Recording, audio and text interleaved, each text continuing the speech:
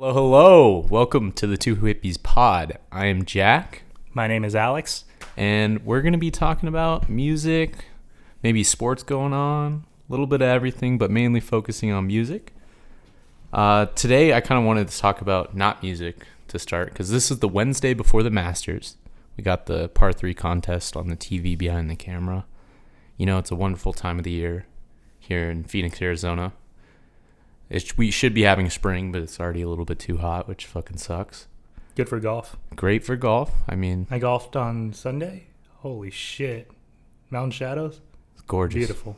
So nice. So well kept. Speaking of par 3s, we're watching the par 3 contest. Yeah, with a bunch of pros with their kids. Their whole families, yeah. Their whole families. It's a family event. Yeah, it's I don't know, probably one of the most wholesome events in golf is that par 3 Do you watch contest. it? Yeah. I remember watching it as a kid. What's your golf watching habits? Like, do you have golf on most of the time? Golf is on often, yes. Like, I didn't start getting golf until I started playing, and yeah, it's always throughout the day. So I like when the tournament's going on, like having it in the background, just seeing all the highlights and all the good, because everything is going to be interesting. They're only going to show the highlights, and they're only going to show the shots. So like, just watch it. It's always engaging to watch whenever it's on. Yeah, golf invented red zone.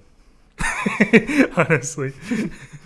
Remember, they tried with the NBA, they did NBA crunch time. It's horrible. There's just too much going on to focus on, I feel like. Yeah. They were able to do it in March Madness fine.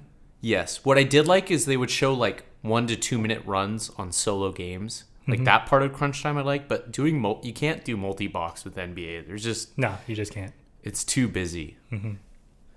But yeah, Masters. What are your thoughts? What's your predictions? What overall? What are you thinking? So, I'm in a couple Masters pools this year, and kind of what's been dominating my decision making a little bit is that the Masters is won often by people that have won it before.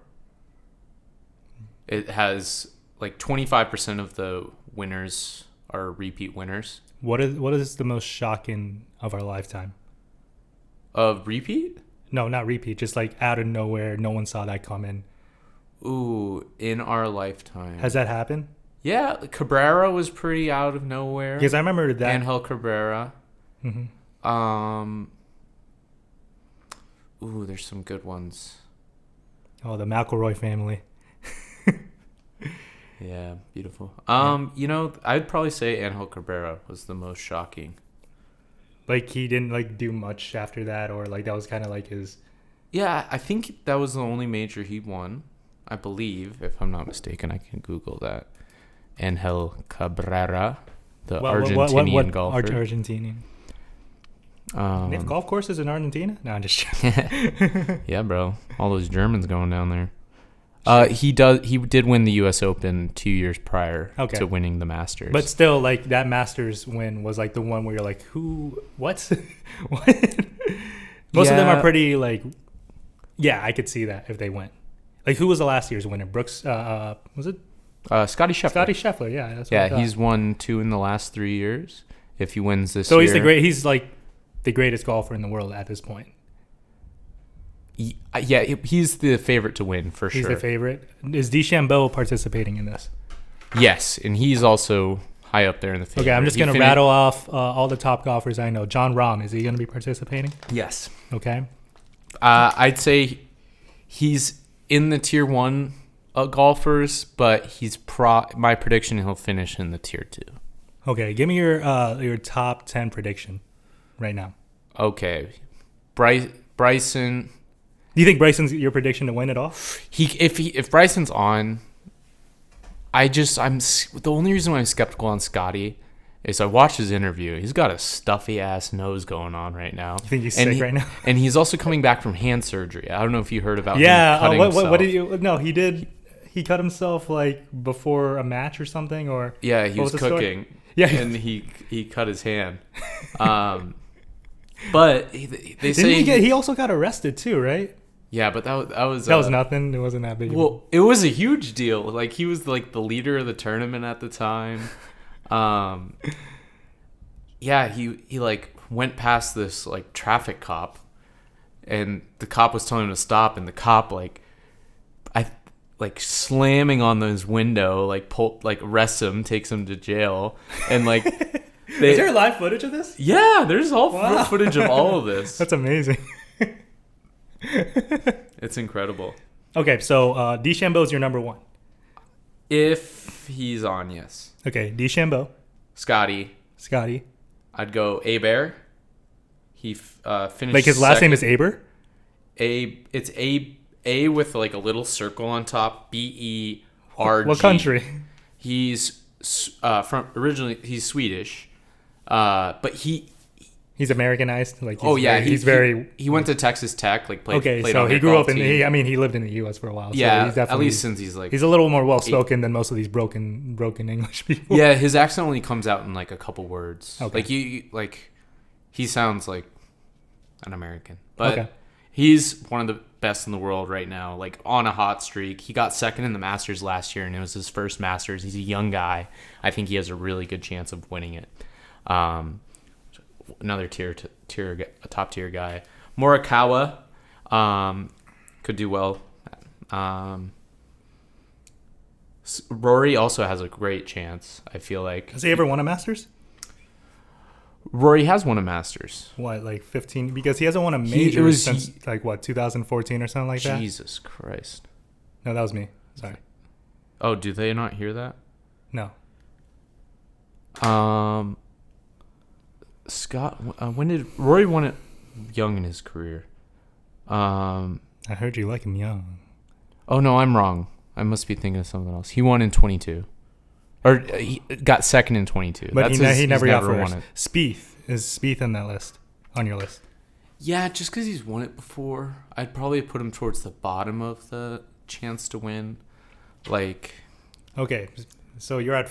I think you're top 4 right now. We'll finish the list. I would go... Xander has a good shot. Schauffele.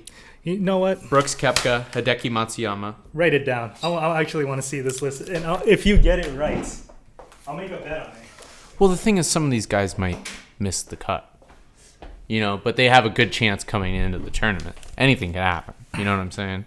How about this? For every one you get right, I'll give you $1. If you get all 10 right, I'll give you finish in the top 10? In the top 10. Deal.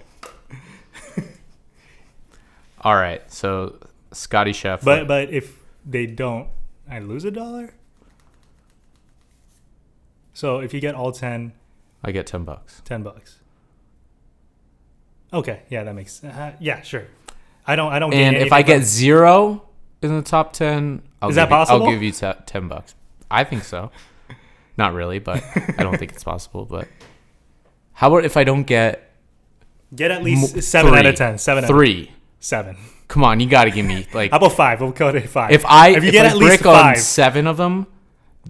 You pay... I pay you. So we'll go with 5. No, we'll give it 5. 5. Split it even. Is 5 too hard? 5 might be too hard. All right, 4. We'll do 4. Because are you including tied finishes?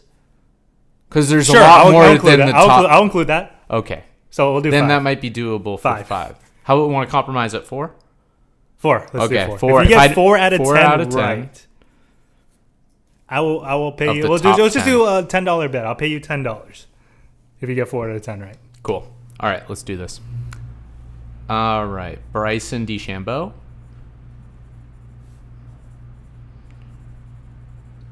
Let's go Scotty Scheffler.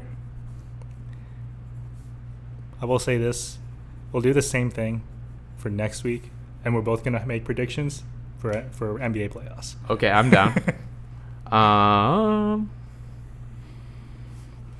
Let's go Aber. Let's go...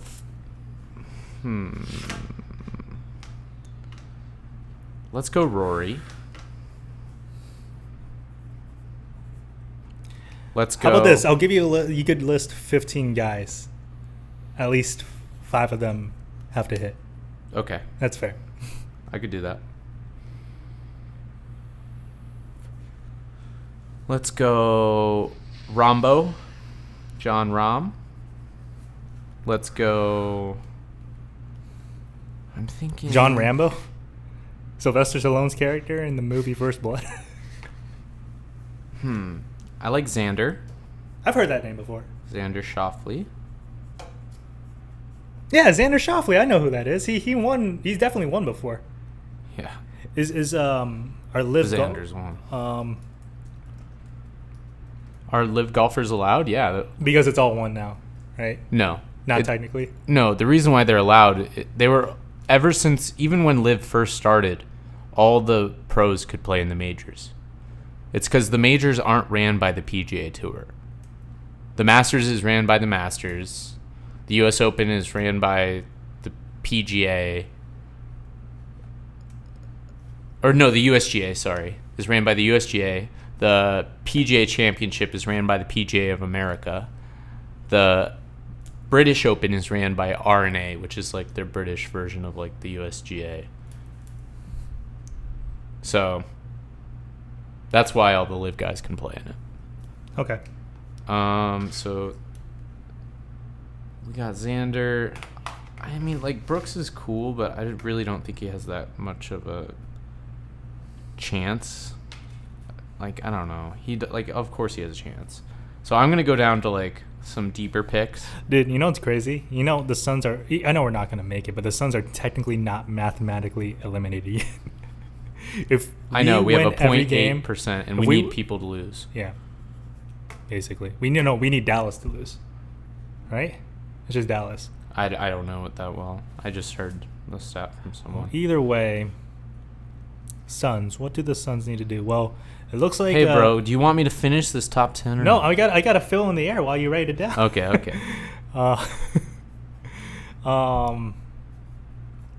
Okay. I'm gonna come off as a traitor here. You have ever since you've been a Luka fan. As a Suns traitor. But you know where Devin Booker's from? Where? He's from Grand Rapids, Michigan. Him and Cade teaming up? Be kind of nasty.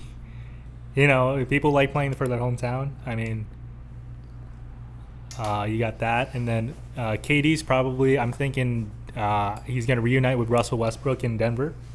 And him and Jokic are going to be the duo of the future. And then we're stuck with Bradley Beal because he doesn't want to be traded. Bradley Beal is going to be our star player. And he's probably the most hated man in Phoenix. One of the most hated men in Phoenix. Maybe there's probably worse people. But yeah, Suns is really, really bad. Like it's like this is the worst situation the Suns could be in, probably since I've been alive. I don't mind losing for 10 years straight. You know why? Because the expectations were so low. We didn't have like being this disappointed in a team, especially if it's your own team. It's just like it hurts a lot more. You get a guy like KD, a top 10 player of all time. Bradley Beal, just 3-4 years ago, he was the NBA's leading scorer. And Devin Booker, arguably the best shooting guard in the past 5 years. And all of them together, it was a redundant play style. Our role players were horrible. We have probably the worst depth in the NBA, easily. No defense. Everyone scores on us. Like Kevin Durant's not an impactful enough player where he can like change a team's winning. Like him being there can like just bring wins. You know, I realize he's not that type of player anymore. Usually, like that, those are the best. Like look at Jimmy Butler. He goes to Golden State, and they're like 22-6 since he's been there. Like their record, they have the best record in the NBA since he got traded. Because that, like, is Jimmy Butler more valuable than Kevin Durant right now? Probably at this point, I'd say so. Which is crazy because obviously Kevin Durant's a better player than Jimmy Butler. Anyone with a pulse could say that. But, you know, when it comes to impact, I don't know. You got to give it. You know who's the most impactful player of all time where, like, their presence makes the whole difference? Steve Nash. Steve Nash was one of those players. He was one of those players where you put him You know what happened in 0304? We had the same roster. They just added Steve Nash. Maybe added like 1 or 2 role players, but the core was the same. We went from like 25 wins to like 62 wins or something like that. Like ridiculous turnaround. All because of Stephen John Nash. And he deserved that MVP over Shaquille O'Neal. I don't care what anyone says. All right, I'm done with my Suns rant. Do you have your names? I do have my names. And is it in order, or you just kind of did it? It is kind of in order. Okay. Like the top 10 is kind of not really in order, but I definitely like 11 through 15 is definitely in order. So I'm going to go with Bryson DeChambeau, Scottie Scheffler, Hebert as my 1, 2, and 3. I think those 3, plus Rory, have the best chance to win it. Like, Rory's really hot, just won the Players. Hebert's on a tear. Scottie Scheffler won it. He did the jacket dance with Rahm, so he won it. So he put the jacket, he got the jacket. Rahm won the next year, so he put the jacket on Rahm. And then Scottie won the next year, so Rahm put the jacket back on Scottie. Is that tradition? Yeah, Okay. yeah. So the winner of the previous year puts the so jacket on. So that's why it's so funny in Happy Gilmore when they do the gold jackets. Yeah. He just steals the other person's jacket out of jealousy. Like that's like the irony like of him being like, oh, it's a gentleman's sport, and he's being the more savage person. It's kind of funny. It is very funny. Yeah, I gotta rewatch Happy Gilmore, especially when the sequel's coming out. Anyway, I continue. Yep. So I got Bryson DeChambeau, Scottie Scheffler, Hebert, Rory, Rombo at 5. Then I got Xander Schauffele. And then I have kind of like a couple sneaky picks in here after Morikawa and Justin Thomas. I have Joaquin Niemann, a Chilean golfer. I think he has a good chance. Finished in second the first time I think second. What was his highest? Fact check it. You gotta fact check. Yeah, I can't. If you give false information, we lose our credibility. We get shot. There's actually a security guard next. Yeah, there's like there's a red dot near me. Yeah. It's we just need to be all about the facts. You know what I'm saying? All right. So he has. By the way, we're sponsored by Dr. Pepper. So the highest place in the Masters is 16th, but still, like, that's pretty damn good. I don't know. I just like Joaquin Niemann a lot, I think. Is he like a sleeper pick for you? Yeah, definitely a sleeper pick. I'd go Victor Hovland also as another kind of sneaky pick. Won. He was up. Like, I remember hearing that name. I definitely heard that name. Victor Hovland, yeah, he's won recently. Hideki Matsuyama, I have him just outside the top 10 at 11. He's a previous winner, Japanese golfer. I have Spieth, another previous winner. A little older, but age doesn't really matter in golf. Yeah, no. I mean, like, he's not old.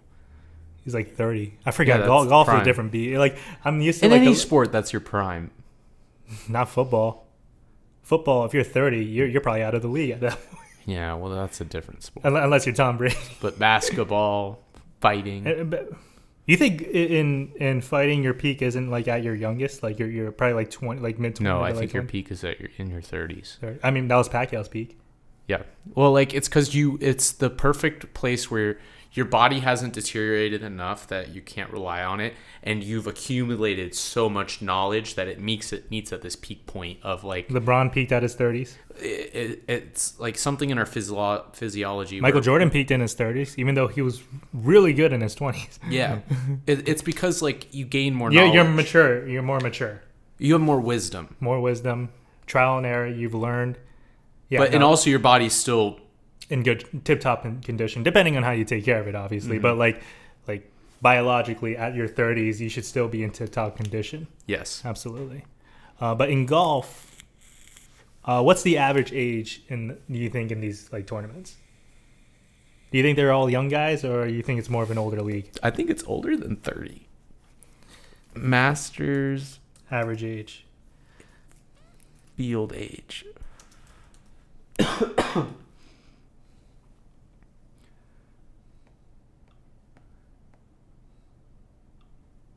95 player field. Yeah, let's see if AI gets it before I do.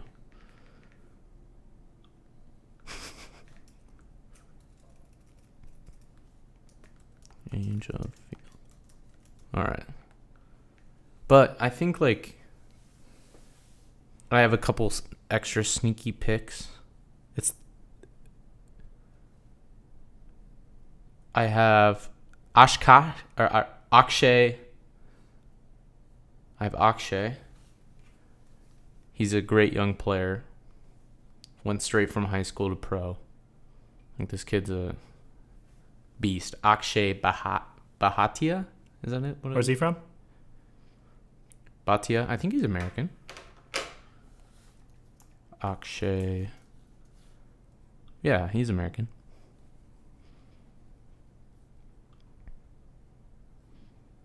He's from Wake Forest. Hey, the average age of a PGA Tour winner is 33.08. That's old as shit for an athlete. Like, it's crazy. Yeah, golf's different. Yeah, and plus, I guess it's like for older people, typically. Yeah, that's why it's an anomaly. A guy like Tiger Woods. Well, Spieth was another one like that. He was a kid when he won. Well, like he, as a rookie, he won 2 majors, I believe. And so people were thinking like, oh, Spieth's this next Tiger. Adam Scott, is that a name I'm thinking of? Yeah, Adam Scott's a great golfer. He's not like there anymore. He's around. I don't think he's in the field. I could be wrong.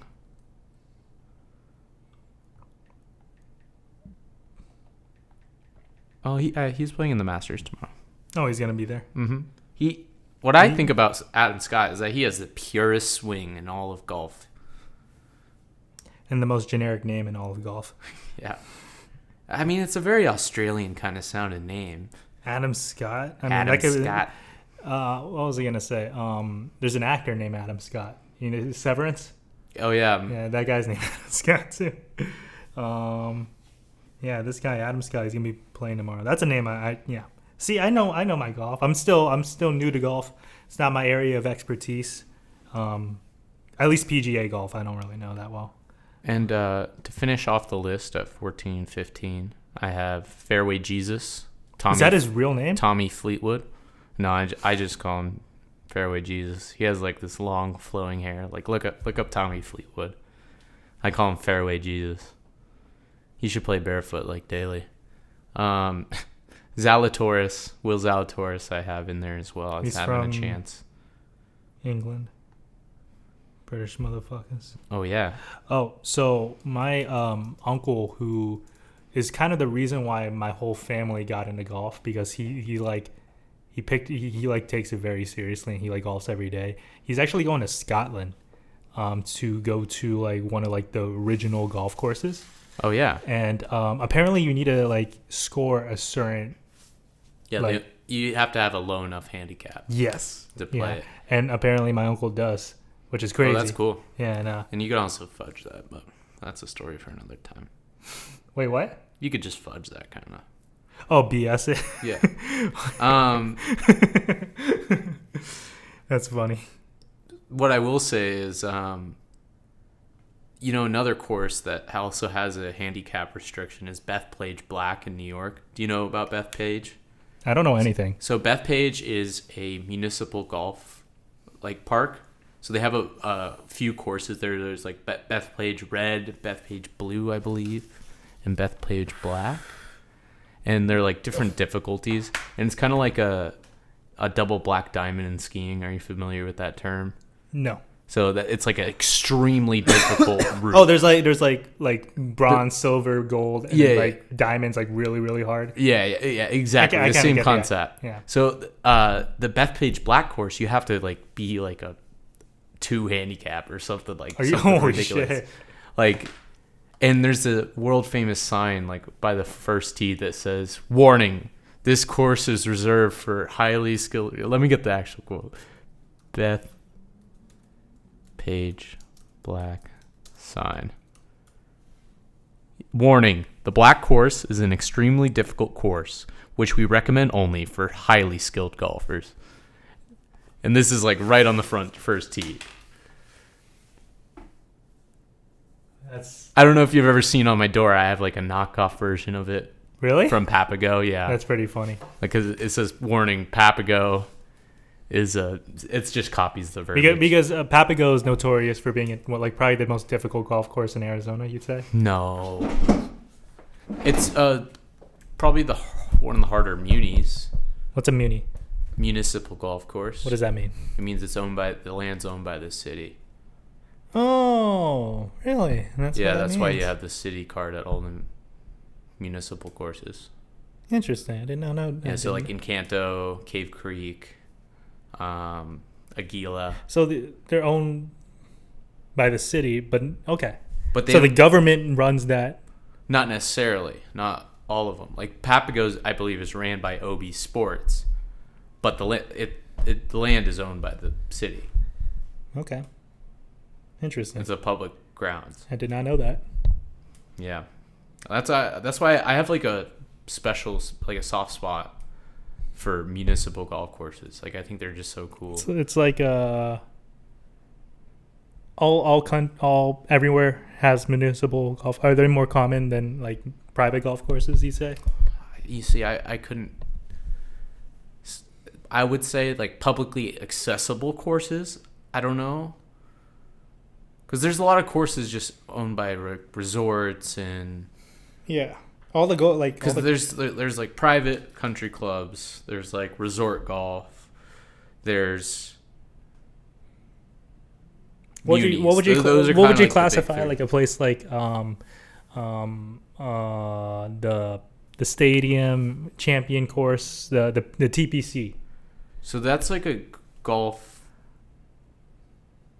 I'd lump that into the resort golf. It's like kinda. Still like touristy golf. Yeah, because none of them are private. You could pay to get on any TPC course. Okay.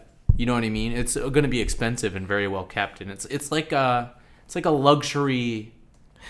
I kind of had this thought. So most of these courses appeal to like tourism, right? Because of the resorts and all that.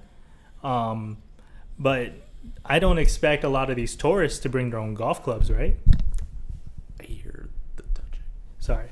I don't expect a lot of these I don't expect a lot of them to bring their own golf clubs, so they likely would need a rent. Yeah, there's rentals. So, like, if I were to... I just like to think, like, if you go to you go to visit a place and you go to their golf resort and... I mean, I guess you have no choice but to rent unless you just want to bring your own clubs. But like typically, like 99.9% of the time, I would like to have my like own clubs. Yeah. Obviously, if all else fails, you want to rent. But like, I'm just trying to think. Like, I guess like it's normal to rent clubs now. Like, if most of the golfing is done through tourists. Yeah, because your normal casual. Golfer doesn't have like a travel case or like like the equipment necessary to travel with your clubs or want to pay the extra. Yeah, don't you need to carry like isn't there like a special case? Yeah, like a hard case. Yeah. But like I don't know, not everyone's that fanatical about it. Because my uncle who came down, he was flying. He was like, "Oh, you can just borrow one of our I'm one of my brother's clubs." But he was like, he looked at clothes. Like, He ended up like getting. I think he already had a case. No, he didn't even rent. He brought his own clubs through the airport and actually like flew with it. Which he's in Cali, so it's not that big of a deal. But yeah, that was pretty cool. Yeah, if I ever go on a golf trip, I'm bringing my clubs. You have to. I feel like you have to. Yeah.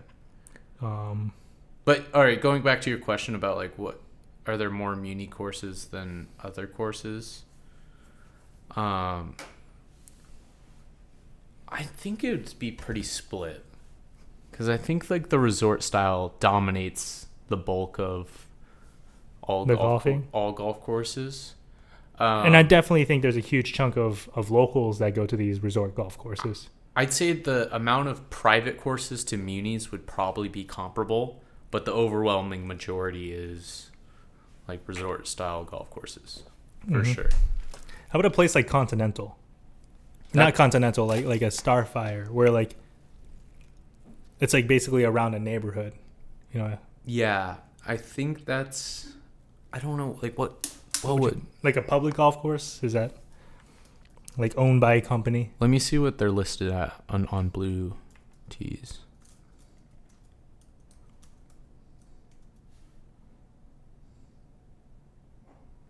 Because I don't.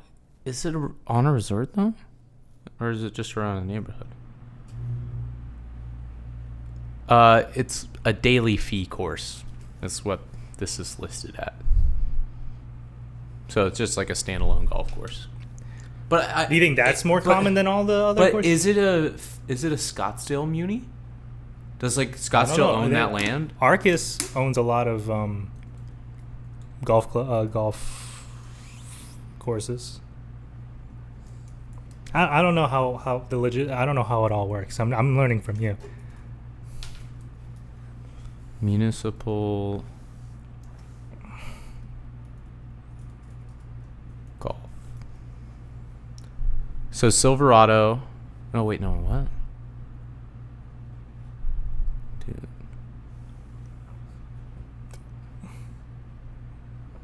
These aren't public courses. I don't know what the hell this is saying. Do they have munis in Scottsdale?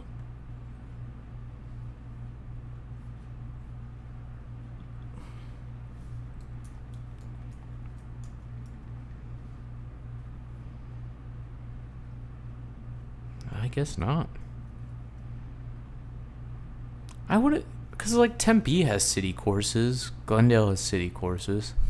Like why? Mesa has city courses. Like muni courses. I'll tell you this. You know, Scottsdale is one of the only cities. There's no billboards in Scottsdale. Like, no billboards. You go anywhere else, there's billboards. So yeah, you're right. Maybe that correlates. Maybe they don't allow it. Yeah, they're kind of like snobby with their rules. Yeah, maybe they don't have any. They don't spend the money on public courses because they know they have opportunities to. Well, the city makes more money if they own the courses, right? I don't know how much money like they actually make off the course. I would imagine it probably breaks around even. Maybe I don't know like how much profit a muni makes. You have ChatGPT to look it up.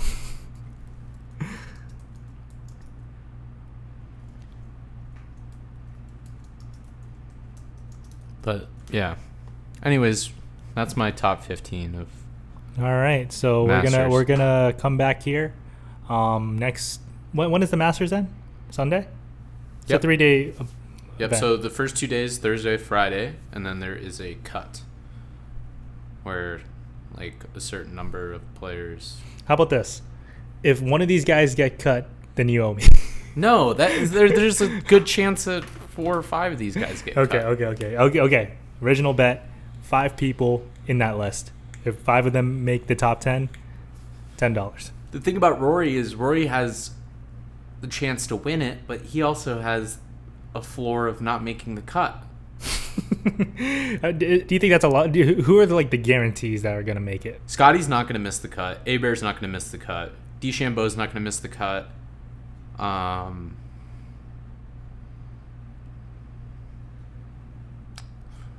That's of locks.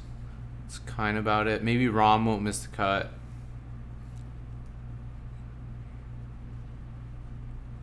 Yeah. Anyone else theoretically can miss the cut. All right. Sounds good. We're going to have a good we'll have a good Masters and see what happens on There's this just weekend. so much history there. Like it's such a beautiful course. It's like, not as rowdy as Waste Management. Oh no, the Waste Management is a singular golf event. There's nothing like it in the world. Really? Yeah, it's like unique. Oh yeah, it's super unique. Like it's not like any other course. Like a lot of like some guys. It's like a hate tourist playing. attraction. Yeah, it's like a different environment. It's like different than normal golf. That's why you get like I feel it's like notorious in a way. Yeah, I feel like you get a wide range of winners there.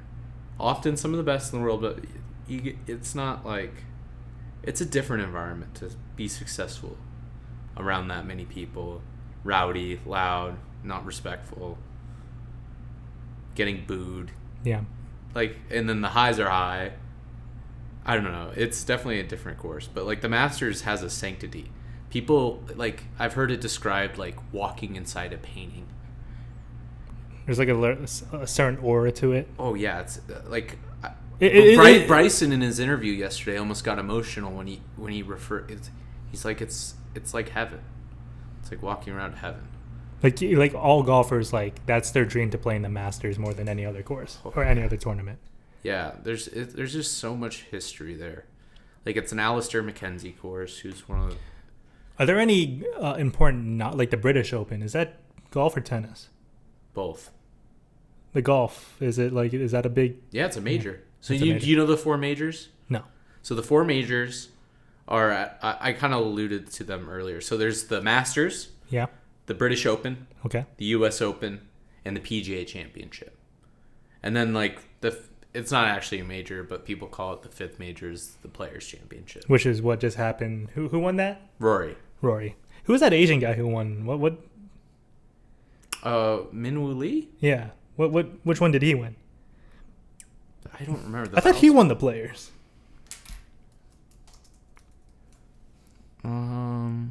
Let's see. Recent win. What did he? He's from Path. He won the Texas Children's Houston Open. Yeah, that one. Yeah. Because I was watching that. I've watched... Like, I just always have golf on that. Well, he's not even the best golfer in his family. Really? His sister is insane. Is women's golf like that, too? Yeah, I think it's the... Who's the number 1 female golfer in the world? It might be his sister. Are you serious? Yeah. So Asians run the female golf. Good shit. Oh, yeah, dude. Even more so than, like, men's golf. That's crazy. Like, they dominate, dude. Any Filipinos, Pinoys? Nah, I'm sure if you're white, you don't really care. I'm always interested in what race they are. The world rankings right now, Korda is number 1 in the... I don't know any professional female golfer in my life. No. This is what I'm just looking at. Minji Lee is... Are you able to turn that down? Yeah, my bad. It's like piercingly loud. Yeah, I know. Minji Lee is his sister, I believe. She's 18th in the world, which is higher than her brother, Okay. I believe. Let's see what Minwoo's world ranking is. Oh no, 23rd in the world, so they're right around the same as each other. I'd say it's pretty negligible, 18 versus 25, right? Yeah. Like, is there really that much difference in rankings, you know, Mm-hmm. as rankings go?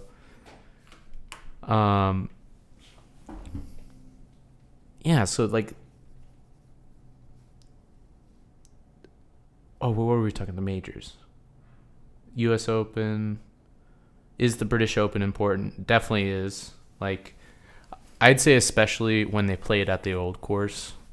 Like, it's such a simple, What do you call this course?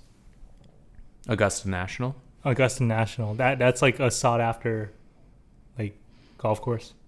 Yeah, it's the greatest golf course in the world. Or, Wow. like, arguably. Wow. Like, you could put, like, the old course in there. You could put Pebble.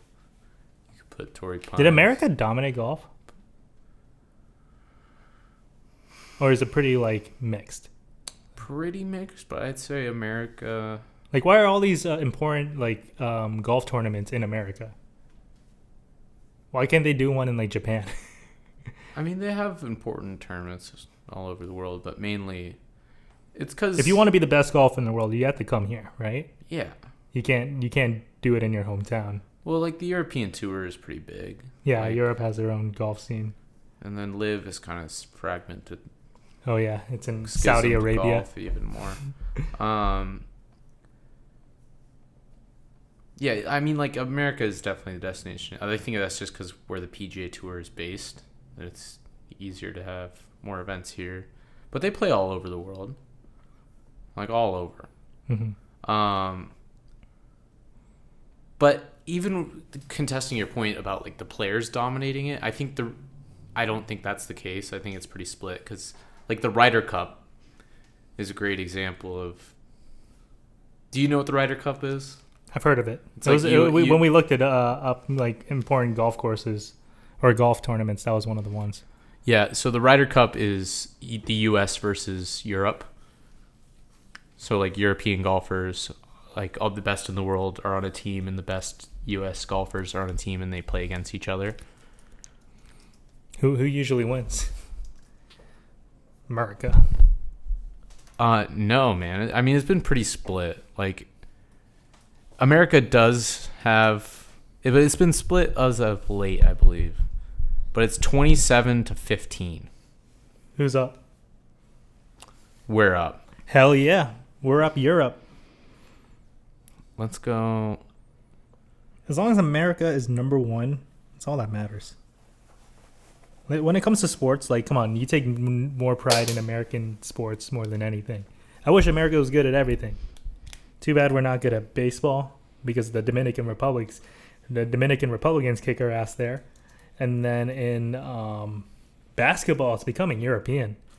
Look at the top 3 MVP candidates in the past 5 years. I think you're pointing to all the wrong sports if you want to talk about the U.S. not being dominant, and it's hockey. Oh yeah, hockey. Majority of the players are Canadian. Yeah, like it's not even close. Like baseball, I think. The greatest golfer, the greatest I think is Russian. Ovechkin. No, it's Wayne Gretzky, bro. Get fucking real. He has more points than Ovi just with assists. Yeah. You know what I'm saying? Like, because points in hockey are goals plus assists. And hockey assists. And assists in hockey count as basically a goal. Like, in the points total. So, Wayno has like 1,930 something or 70 something fucking assists. And Ovi just scored his 900th goal or something. Like, he's nowhere close. 800 something goal. Like, is he ready? Is he better than Crosby? Ovi? Yeah. Yeah, probably. But they've been like neck and neck throughout their whole career. That's they came into the league at the same time. I see that as like Kobe LeBron. Like Kobe LeBron's pretty close. But they're kind of different ages, no? Like, when did Kobe come to the league? Kobe is like 78. LeBron's 84. So about 6 years. Yeah, where Ovi and Wayne are about the same. Or age. Ovi and Sidney Crosby? Yeah. Okay. I mean, now we'll see what this McDavid guy does. Could, yeah. Never know. I think even he's not on track to beat Ovi's record. Mm-hmm. All right. Let's see. Ryder Cup results. So, Europe has been dominant as of lately. Like, in the last... I'm going to go from 95. They play it every 2 years.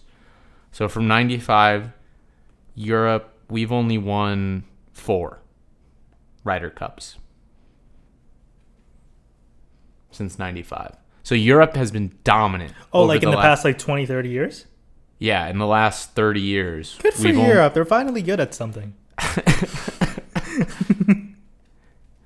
I mean, they got soccer. I'll give them soccer. They got cricket. I'll give them... Even them Indians might be good at cricket. And then Australians and New Zealanders, they got their cricket. You know what's kind of sad, though, about what I'm looking at this year? What? Well, we have only won since... all right. Since we've started playing all of Europe, we've only won in Europe once. Every time we've won, it's been in America. It's kind of sad, no? Oh, no, twice.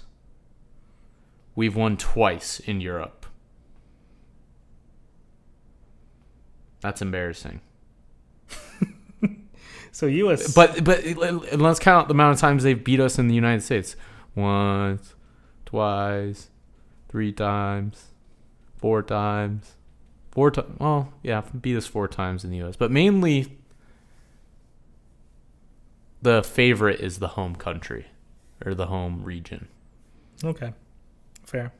Home court advantage usually. Yeah, like one year, so they were playing this like course with really narrow fairways in Europe, and they chose the course because they knew the players that would be on the American team. They were longer off the tee, but they also missed more fairways. So like that was the first strategy, was to pick that course. And something else they did is they lobbied. They got the audience line, or the rope that like keeps spectators like off the course. Mm-hmm. They had it pushed back 10 yards so the crowd wouldn't trample the fescue. So when these guys hit it off the fairway, they'd actually have to hit it out of this terrible shit. Of the like 18 points available, the U.S. only won like 2. We got like wiped out that year. And we had like Tiger, Dustin Johnson on that team, like Phil Mickelson. That's actually wild. And we got destroyed. All right. I think that's enough of... I think we're good on golf. We're clocking at 46 minutes just talking golf. Hey, sorry. No, I love it. No, I absolutely love it. If you want to keep going, but I think we should transition. We should work on just like, being more aware of the timestamps. So what I want to do is we're going to make this a tradition. I want to just go over the top 10 in Billboard right now. So not a lot has changed from last week. Number 10 is going to be Billie Eilish's Birds of a Feather. Number 9 is I'm the Problem by Morgan Wallen. Number 8 is Just in Case by Morgan Wallen. Number 7 is Appetite by Rosie and Bruno Mars. Number 6 is Lose Control by Teddy Swims. Number 5 is Pink Pony Club by Chappell Roan. Number 4 is Bar Song, Shabuzi. Number 3 is Nokia by Drake. Number 2 is Die With a Smile by Lady Gaga and Bruno Mars. And number 1 song in America is Luther by Kendrick and SZA. I just want to highlight a few things. Just kind of, I was like browsing through the top 40. There's this Anxiety by Doechii is creeping up at number 12. So there's a chance that could be possibly the song in the next couple months. If that song starts climbing up and starts becoming like heavy airplay, it could be one of those inescapable smashes. It's kind of like it's like my prediction, I think. Not Like Us is going down in the charts, so I'm so sick of that song. I don't think I could listen to it again. TV Off is going down. Ariana Grande's new song Twilight Zone just debuted at 18. It's okay. I mean, I'm not an Ariana. I haven't listened to it. And then this is a funny one. I just want to bring up one more. Did you ever watch Victorious? The show. Yeah. So Ariana Grande is in Victorious, right? Mm-hmm. What time should I say? I'm sorry? What should I say to Chris? Oh, I'm sorry. What did he say? He said he didn't get called in. I was just see what time you guys are thinking. Say we're recording right now. What we can do is I can just kind of I still want to talk, but we can pause it. I could keep going when he gets here if he wants to come back. Yeah, let him know. But I want to bring this up. So in Victorious, there's a character named Andre. Andre. I'm unfamiliar with the show. Okay, so Andre is one of the main characters in the show. He was like 21 years old at that time, maybe a little younger. Jesus, they were fucking kids. But anyway, they were fucking kids. They were kids. God damn it. Well, they were kind of, honestly. I mean, the producer was. The producers were. Yeah, no, that's actually true. Watch the documentary. But Leon Thomas is the name of the actor. And he actually ended up being a significant person in like the music industry. He co-wrote "Snooze" by SZA, and he currently has a song 21 called "Mutt." It's an interesting song. It's a smooth R&B. It's a little corny, but it's like the chorus is like, "I'm a dog, I'm a mutt," or she's like something like that. "I'm a dog, I'm a mutt," or something like that. It's a pretty corny song. If you want to listen to it, it's a pretty good song, but it's just kind of funny. Like this dude was on Victorious, and now he's kind of like built himself in the record industry and actually has a legitimate like pop chart. Like he's on the charts, and he's just only going up. So I think that covers that. So that's the Billboard. I want to show you this though. Apple Music has, I'm sure Spotify has the same thing, but I want to go to browse, and it gives me an option of showing what the biggest songs in each city are, like in the world. So I'm gonna pull this up. I'm just gonna show you Phoenix.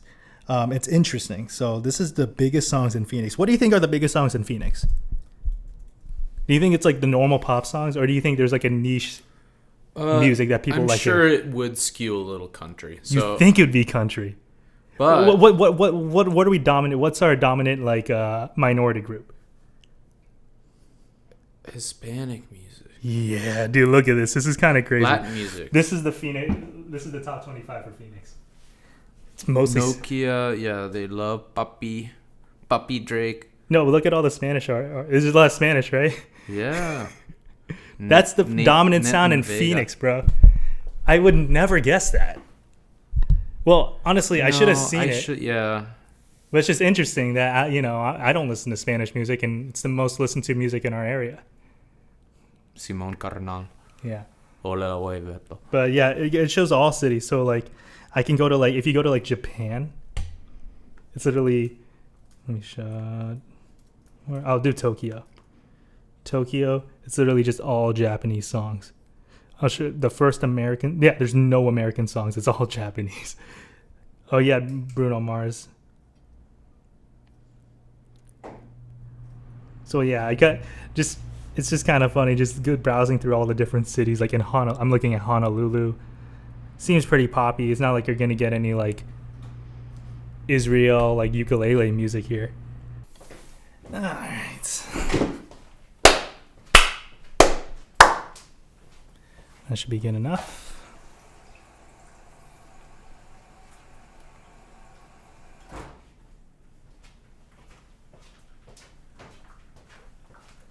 Oh yeah. I just wanted to pick up what we were talking about. We were talking about Peso Pluma working with the cartel. Is this true? I don't know. I might be misremembering. Do you know something I don't? I don't know. This is the first I've heard of that. Kind of blew my mind when you told me that. I'm like, what the hell? And he's a mainstream artist.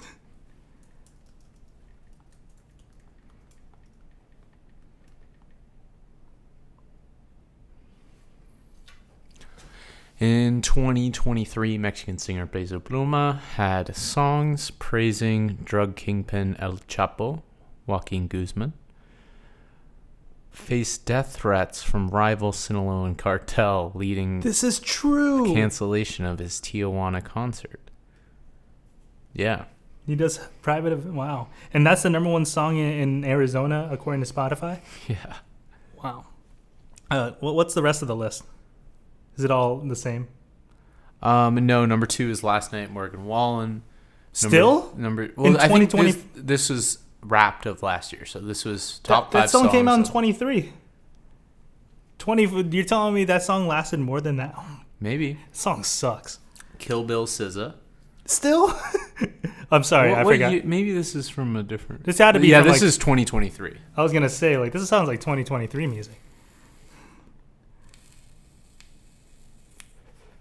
Yeah, where's Spotify music map? No, not Maps by Maroon 5. Well, you got that map that leads to you. That map that leads to you. I mean, like, I know Benny Benassi wrote some really good songs. Or not Benny Benassi. Benny Blanco? I always fuck Benny Blanco writes for everybody. And also, who's the singer? I kind of put him in like Bad Bunny, kind of like, even though they're very different, because Benny Blanco is not a Latino artist. He's very like, Americanized. He wrote for a lot of like American like stars in like English music.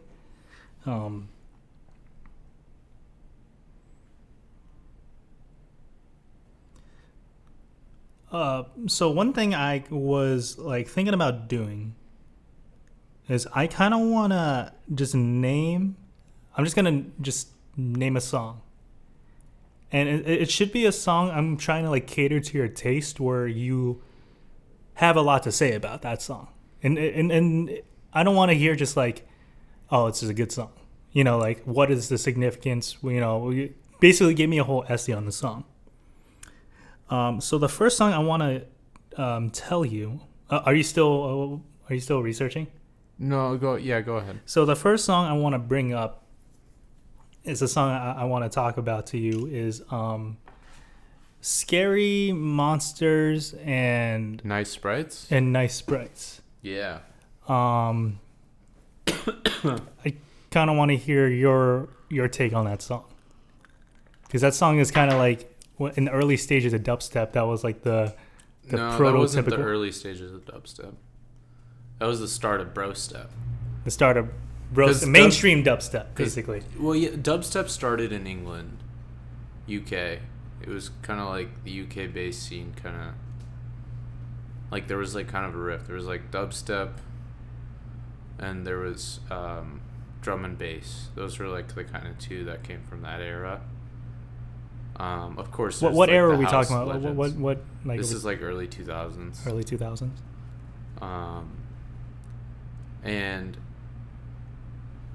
it was like this, like UK dubstep is like more grungy, doesn't have these like over the top crazy synths. It's not like, it's more like experimental in a way, is I guess to put it. Like I don't know if you. So Skrillex is watered down. Well, the term that those like UK dubstep guys kind of gave it was bro step, like this kind of like. It was super popular with the frat crowd. Yeah. Like, but like I kind of like was introduced to it in like middle school when it was like kind of coming out, or like had recently come out. So I have a little bit of affinity or like a soft spot to it because it's kind of like nostalgic for me. But I get why like the purists at the time were critical of the sound Skrillex is coming out with, but he was definitely like revolutionary because he was like a genre, like one of the first not first genre hopper, but a significant from genre first hopper. To last to Skrillex. What the? Yeah, and couldn't be more different. Actually, they're both really aggressive music. I'll say. I try to listen to from first to last. It's like screamo, like metal, like really like emo punk shit. Yes, and I think like Skrillex was really making like unique music, like, and he still has this unique sound. Like I feel like the greats in dance music production all have their own like sound. Like you hear a song by them and you know it's by them. Where like I love Diplo and I think he's awesome, but like a lot of times you could put on a song, there isn't like a characteristic that I'd be like, oh, that's a Diplo song. But Skrillex, you can immediately tell. Oh yeah, like if you played me a new song off the album and I never heard it before, I'd be like, oh, that's Skrillex. Like there's a few producers in the game that have that. Like I think Skrillex has the advantage of having that traditional, like he was, you know, he grew up in a traditional like musicians like environment with the guitars and the drums, like traditional, and then I'm gonna battle this a little bit because his foray into music production, like being like using DAWs, like digital audio workshops, was like self-taught. Like a lot of his production methods, even to this day, are unique, and guys are kind of like diving into like his production techniques are the reason why he has some unique sounds, because he does something where like he has a pre-master for every bus. Like a bus is like you'll have all your synths in a bus, like it's like a grouping, like think of it like a box. Like you put all your synths in a box, and he has it typically you go into the master. Like, they all go into the bus, and the bus goes into the master. Where, like, Skrillex has all the buses go into a pre-master that then goes into the master. Like, there's a, like, he, like... It's like an extra step to it. That where he can put another, like, compressor on, like, make it loud, like, get the sound he wants, basically, by adding these layers. But a lot of times, like, if you're not talented, or, like, if it doesn't have substance, like, it can get muddied. And that's what makes, like, Skrillex's sound so unique, because it's like there's a lot going on, but it never sounds muddy, if you know what I mean. But in 2025, Scary Monsters and Nice Sprites, is it a good song? Nostalgia aside.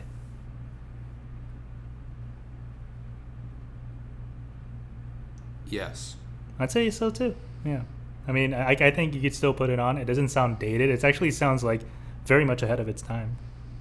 Like, music. I mean, it does sound dated. You think it sounds dated? As with someone the that's dated. Like, yeah. Yeah, a little bit. But I think, like, it's significant. It's hard to remove the significance of, like, that song for Bro Step and for Skrillex. Like, it's hard to remove that and, like, put it in a It's vacuum. too influential. It's too important to the EDM scene, especially around that time of the early 2010s, where, like, it just hit this mainstream boom. Yeah. So I'm gonna keep going. I'm gonna choose a different song. Levels by Avicii.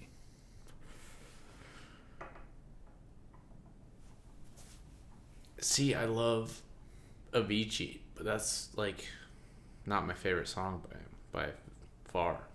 Like, he was really coming onto his stride, like, when he died. Like, the stuff that was, like, unreleased that they released after he died that he was working on, and arguably was some of his best stuff. Like, it was a real shame, because, like, we're about to get, like, an all-time album, I think. Like, there's a lot of artists I feel like they were just about to reach their peak. Another one for me outside of EDM is Mac Miller. I feel like Mac Miller was reaching that musical maturity. He was kind of getting in the same route as, like, Tyler, where his music was becoming more mature. He started being more eclectic, started experimenting with new sounds, and like, that last album, Swimmings, is aged so well because of like where he was going, and going from where he came from with, like, the frat rap and stuff. So yeah, I could totally see the parallels with Avicii definitely entering his, like, creative peak, and too bad he was taken too soon. Yeah, unfortunately, that was a tragic one. And that was like the breakout song for Avicii, right? Yeah, that was the song that put him on the map, and then Flo Rida remixed it into "Good Feeling." Yes. What? I don't know. I feel like Flo Rida is just a cheap, worse version of Pitbull. They're definitely on the same lane. They're definitely on the same lane. But the difference is Flo Rida originally came, low, was like that could fit in, like, a southern, like, rap song. Yes. Like, that fits. Like, a Pitbull, like, you're not gonna put "Give Me Everything" in, like, a club bangers. That's, like, a very poppy sound. So that's I think, like, Flo Rida had an era where he was a little, like, for the streets. He's definitely a better rapper. They're about the same, dude. They're about the same. And the song "I Cry," I know, I love that song. That was mostly because of the sample, but I love that song. Yeah, was that Kylie Minogue? Is that Kylie Minogue? No, that's Brenda. What's her name? Brenda Russell? Something Russell. Was the sample. "Piano in the Dark." So yes. So that's one song. Another song I want to bring up. "Get Lucky" by Daft Punk. All-timer. All-timer. I think it's an all-time song. All-time song. It's crazy the context behind that song. First off, they were advertising the shit out of this on YouTube. So, but as soon as, like, I heard it, it was, like, instantly, like, I can't. It was one of the few songs where I'm like, instantly, I think this is gonna be a big song, and it's awesome because, like, it was ironically really refreshing to hear something so old school, but, like, with the new school taste. Like, I think they were going back to, like, Amy Winehouse and even a little Adele, where they like to take older sounds and, like, making it into something fresh. Yeah, and new. without making it pastiche. Yeah, without, like, being, like, too copycat and doing it in bad taste. They did it very tastefully. I mean, he brought in Nile Rodgers, which is crazy because Nile Rodgers was the lead singer of Chic, and Chic, is that the band name, Chic? Yes. Yeah. Chic ended up making a song called Good Times, right? And then Good Times ended up being sampled by Sugar Hill Gang in Rapper's Delight, which ended up being the first like hip hop song to reach the Billboard Hot 1, to be like a major like worldwide success. And it's in hip hop is the biggest like influence on dance music, right? So well, I think that's because of the birthplace of both the genres of hip hop and house, because they both came from turntables, yes, and sampling, and there's a parallel. and but they one definitely came to hit be at the same time in the same cities, Chicago, New York, like different trajectories. Hip hop definitely had that. Like hip hop was almost immediate. Like as soon as it started, like maybe like late 70s, early 80s, like I think while one sec. When hip hop was having its success in the US, like Italo disco and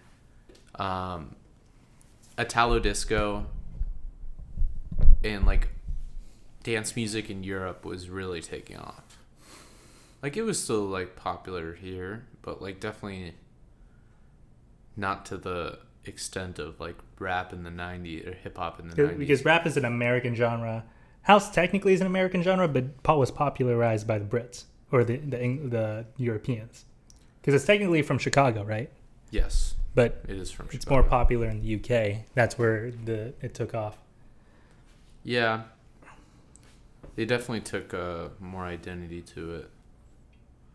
I mean, that's kind of why French house. That's kind of why Beyonce made a house album with Renaissance, because like going back to that, she wants to like take back black music from these genres, make it black again, which is ironic because she's like the least black celebrity. She's the least black celebrity. I don't know if you have a something to stand on there. Call it a Beyonce not black. I'm not calling her not black, but like, okay, I'm not saying that, but I was just trying to be funny. Okay, it's called satire. I guess it did. Okay, but yeah, it's Renaissance. Then it's Cowboy Carter, which is supposed to be from country music. Country music is derived from blues, and blues is a black genre. But country, to me, is unequivocally a genre dominated by white America. But it is rooted in blues, which is a black genre, blues and folk. Yes. So there's a lineage with all these music genres and shit. It's complicated, but at the end of the day, I mean, it's all just music. Yeah. There seems to be a pattern with every genre. Like, it has its humble beginnings. Then it has its like, it gets big in like the communities. Underground gets big in like the kids. Then it's like commercial pop. Then the commercial pops, and then they become mainstream, and then they fit in with every other pop artist. And then there's that moment where it becomes, this isn't just music. Now it's something that we could actually profit off of. So now it becomes more controlled by the labels, becomes more derivative, more generic. Just what is the best sound that a lot of people would like, instead of trying to be challenging. And then it becomes too oversaturated, and then it dies out, and then the next genre takes over. Yeah, I feel like the birth of genres has slowed, and music is becoming amalgamated. It's hard to say that for me, because genre is actually, for me, is associated with culture. Like hip hop genre, it's a genre of music, but it's also like a cultural thing. Same with country. Country has its own culture. Reggae has its own culture. Like dance music has their own like rave culture. So that's why I think that's why we differentiate these genres, not by sound, but by the culture that the sound's popularized from. I don't know. I think that's chicken or the egg. I think like certain genres might speak to certain communities, but I don't think it's the other way around. Because genres explicitly define a sound or a style of music. I mean, it's not. The culture might influence how the genre, like make it like that's what they made it, but the genres are based on this general sound of the music. You know what I mean? Yeah. Because like, yeah, black culture impacts hip hop, like the sounds and the references, but hip hop is hip hop. Like if you do boom bap over like a soul sample, like that's hip hop. You know, it's not. Yeah. You could be a white dude from the suburbs and still make hip hop music. Yeah. Of course, people won't take it seriously. You're gonna have a huge, hill to climb, but you can do it. But do you get why I'm contesting your point there? Yeah, I get it. That. Yeah.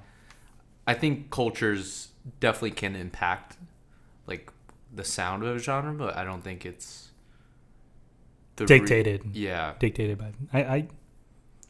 I could see that. I can see your point of view. And I think dance music is like one of the only spots in music where new genres are being made. Oh, there's a new genre every other day, I swear, in house music or in dance music. Okay, I'm gonna name another song. Clarity by Zed. Zed, great song. Definitely like overplayed. But it's beautiful EDM music. I think it's like one of the first like to do that traditional formula. No, it's one of the earliest like pop big songs that I remember where it's like the verse, then the chorus, and then the break, and then it goes back to the verse, chorus. I think break. a lot of Kesha's stuff was like really more earlier than because that. I'm thinking like early David Guetta was like that. Early Calvin Harris. Yep. Tiesto hopped on the wave. You know, he came from techno. Yeah, I like us better when we're wasted. That became a massive song. Huge. Yeah, you kind of covered the major. I'm trying to think of another like EDM essential that we can talk about. What's one that has a lot that you have a lot to say about? Give me a song. Strobe is an all-timer. What's Strobe? I don't think I've ever heard that. By Dead Mouse. I don't know that song. But you're talking like charting. No, anything. It doesn't matter. Charts are just for me. I want to talk about all types of music. Like we could talk about buskers. Like that shit ain't charting. Yeah. I'm like EDM essentials. I'm trying to think of like. Or house essentials. Like, can you pinpoint me the most significant songs in the history of house? Like from your perspective, at least from like what you growing up. Like, what were like the turning points? Like EDM songs like growing up for me. For you, or like what you saw in the community? Like a lot of Dead Mouse. When I was in middle school, like when I first started paying attention to EDM music. Swedish House Mafia was huge at the time. But going down to like some foundational stuff, like a guy that I think doesn't get enough credit that's still like kind of around today is MK. Oh, so they have that song Mark 17? 17 is the song? 17. Yeah, and I know then that song.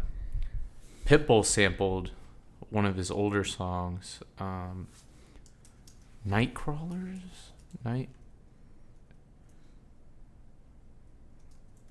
Maybe it's a sample of a Nightcrawlers song. Push the Feeling. Like, I don't know. Can you play the song in our headphones so you... What's it called? MK Push the Feeling. It's a Hotel Motel, I believe. Liberty Mutual is all she talks about since we gained hundreds by bundling our home and auto insurance. You know the sample? It's pronounced Liberty. I don't know if it was. This sounds like a DJ Mustard sample.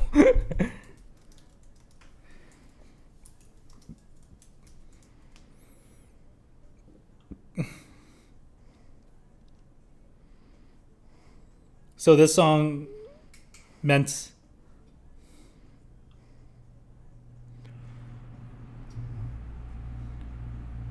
I don't know. I think it's like just Oh, yes.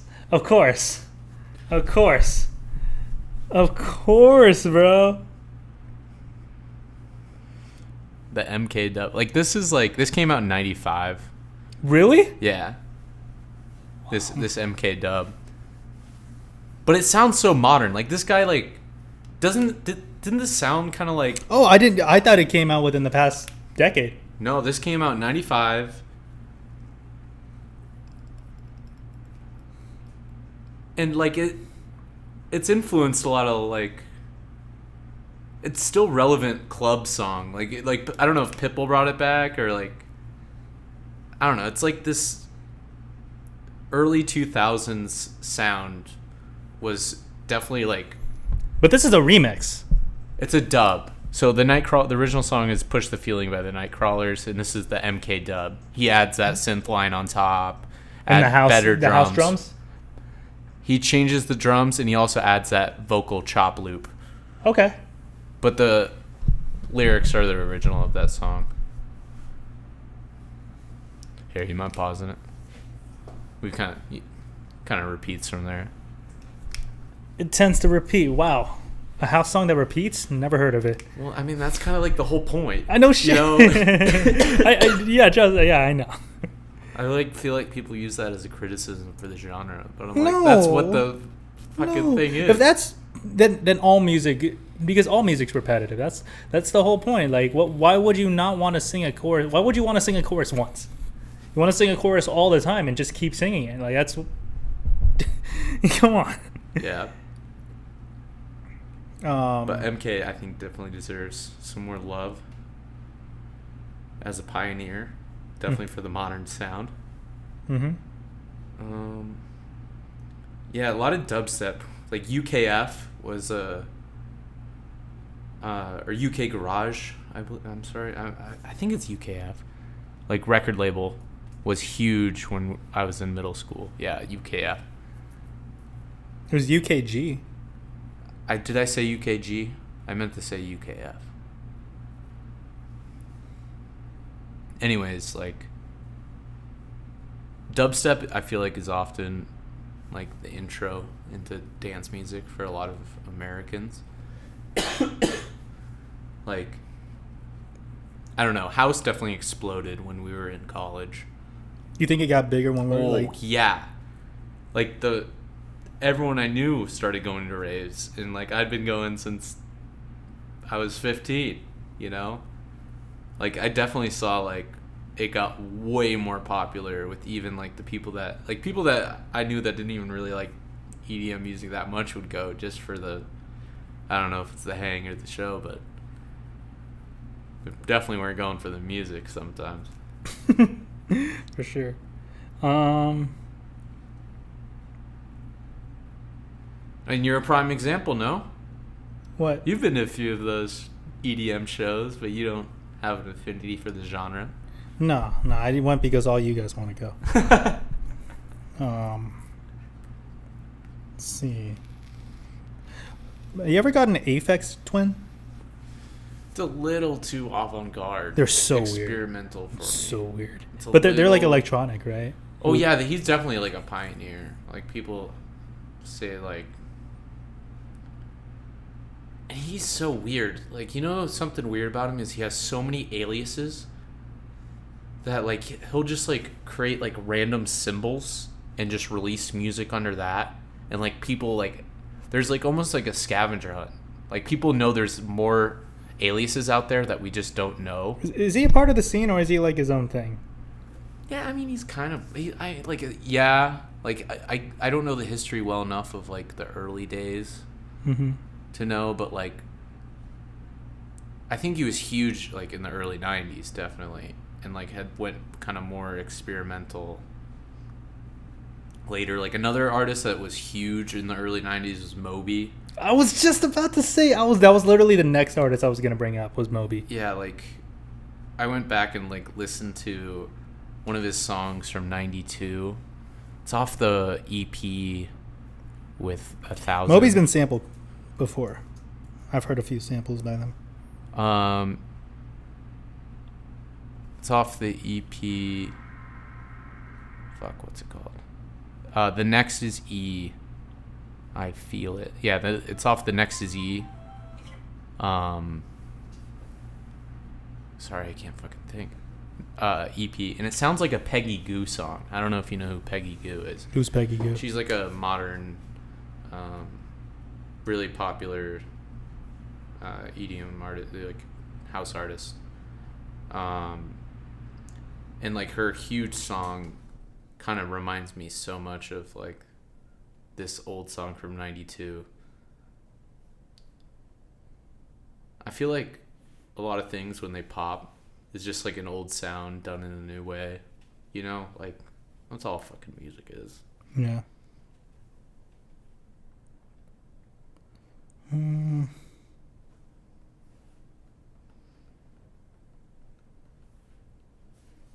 What are you thinking?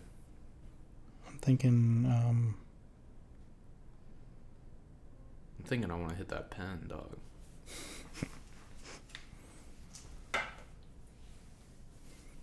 Yeah. Thank you, brother.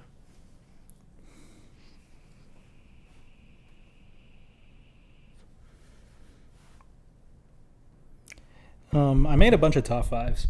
Let's do it. No, like it's like my personal top five for an art or for like whatever. They're mostly hip hop. I wanted to wait for what's his name's opinion. Want to try to just compile a top five list right now and react to it? Yeah, I'll react to it. Okay, let's. I'll make it easy. I'll just do my top five Kendrick Lamar songs.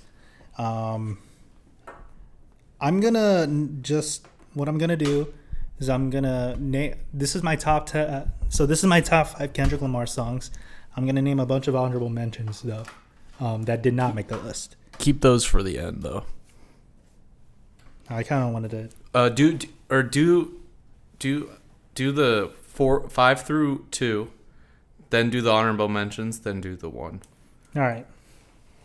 My top five Kendrick Lamar songs. Number 5 is DNA off Damn.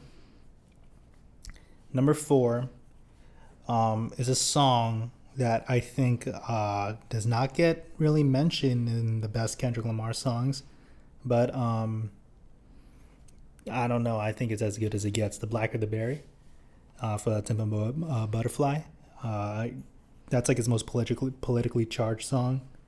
The message is it's very dense. I think that's the song that kind of like is what it's kind of like the thesis statement for me for Timber Butterfly. It's kind of like his point is Blacker the Berry. Number 3 is Sing for Me, I'm Dying of Thirst. For most people, that should be number 1. However, my top 2 they're just like my personal, like I just personally think they're better. Number 2 is High Power. High Power off Section 80. J. Cole produced that beat. Obviously, great closer to that album. So those are my 5 through 2. I won't give up number 1 yet. I'm just gonna name a few like songs that I want to like highlight. Mirror doesn't really get mentioned as much. That's the last track off Mr. Morale. That's one of my favorite Kendrick songs.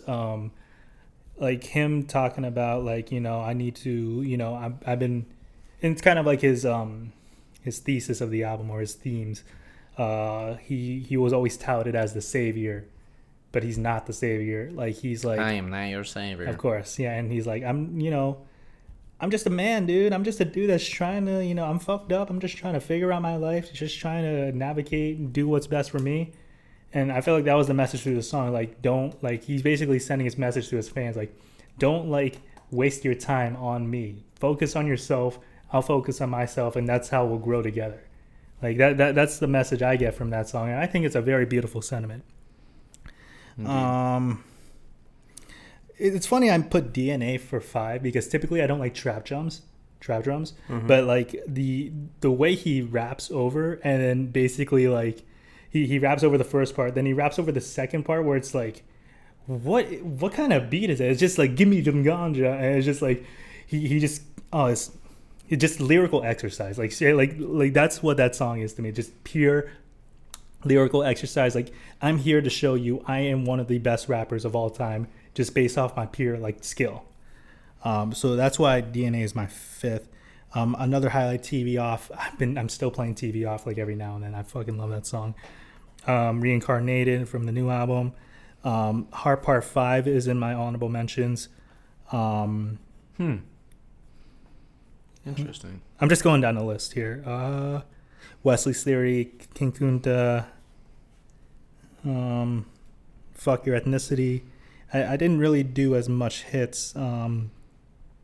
Ronald Reagan era. Now or Never would definitely be in my list. Can I guess your number one? What do you believe my number one is? I'm just because I haven't heard it yet. Money Trees? Money Trees is not my number one. Not even in the honorable mentions. Not even my honorable. And then, yeah, I wouldn't put that. Dude, Kendrick has so many good songs. Like, Compton is probably my favorite song of Good Kid, Mad City. I love Compton. That could have been on the list, but you can't put it over Sing About Me. Sing About Me is too. It's too, like, powerful of a song to not put on the list. I'm just gonna give you my number one. This is a song that I don't think it's his deepest song, but it's just like it goes back to DNA, just pure lyrical exercise, and that will be Rigor Mortis. It's my favorite Kendrick Lamar song. I think that is the best Kendrick Lamar song ever made. The beat is beautiful, is amazing. It's just him just spitting, like his flow is insane. He's basically like he's basically aiming at your celebrity. Like it honestly foreshadows a lot of what the Kendrick Drake beef, and it was on his first album. So like Rigor Mortis is my favorite Kendrick Lamar song. Great pick. Great pick. I like your list. That's my top five. Well thought out. I think there's a couple songs probably in my own top five that I would probably exchange for like DNA and Blacker the Barrier, but I definitely think your top three would be somewhere on my list. Yeah, let me see. Just thinking Kendrick. Cushion Corinthians for me would probably replace one of those two songs.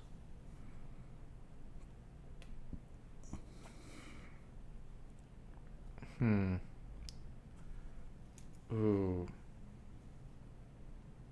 All Right's a banger. Yeah, you gotta mention that was a Pharrell beat.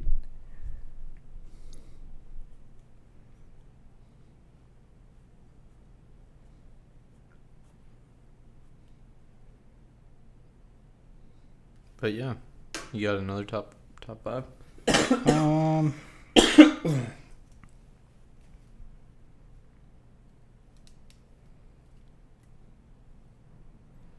I mean, I'll do one more. I'll do my Kanye West top five. Just make it easy. Make it easy on me. I just did like a little bit of this. I'll make more because I was thinking about doing like Beatles, but like I wanted to do the Red and Blue album. You know those albums, like the one where he's like they're like looking over the they're like over the balcony, yeah. And they're like So like the one from like 62 to 66, and then the other one 67 through 70. Doing like a top five of the 66, like the early days, and then top five of the later days, because they are basically, in my opinion, like different bands. Two different bands, dude. They're straight up two different bands, dude. The late 60s Beatles did not tour. Did you know that? Yeah. That's crazy. Imagine an artist just like making some of the best music, like most popular music in the world. They didn't need to, because you used to tour back then to promote albums. And everyone's just going to buy their records. I won't say anyways. they didn't need to. They didn't want to. Yeah, they were done with that. I don't believe... Like, I personally believe if you're an artist, you owe it to your fans to perform. Right? No? I don't know. It should be the artist's choice? Yeah. Okay. I don't think they owe anyone shit. All right. Let me give you my top five Kanye songs. These are personal, close, but so number 5 is We Major off Late Registration. Great Nas feature, beautiful beat, great like outro, just one of the just perfectly made Kanye songs. Number 4 is Through the Wire. The story behind that song is just so beautiful. It all encapsulates like Kanye's resilience, Kanye's struggles, and like, you know, what he had to do to get to where he was at that point. Still a Nazi. Number 3, we're gonna do a Japan only song, a song that was only released in the Japanese CD version of this album. We Can Make It Better. It features Talib Kweli, Q-Tip, and Common, and I believe another Rhymefest. And this song has an amazing sample, classic soul sample, classic hook, classic beat. Every verse was amazing. Like, I honestly would. Fuck it, I'm playing it for you. Yeah, I wonder if I've heard it. It's not on streaming service, but it was on the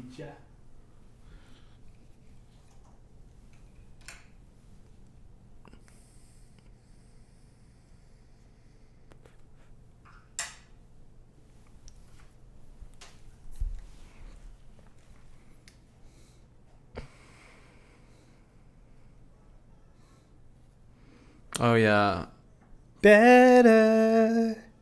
I don't like this sample. We can make it better. Really? It's too chipmunky. I love that shit though.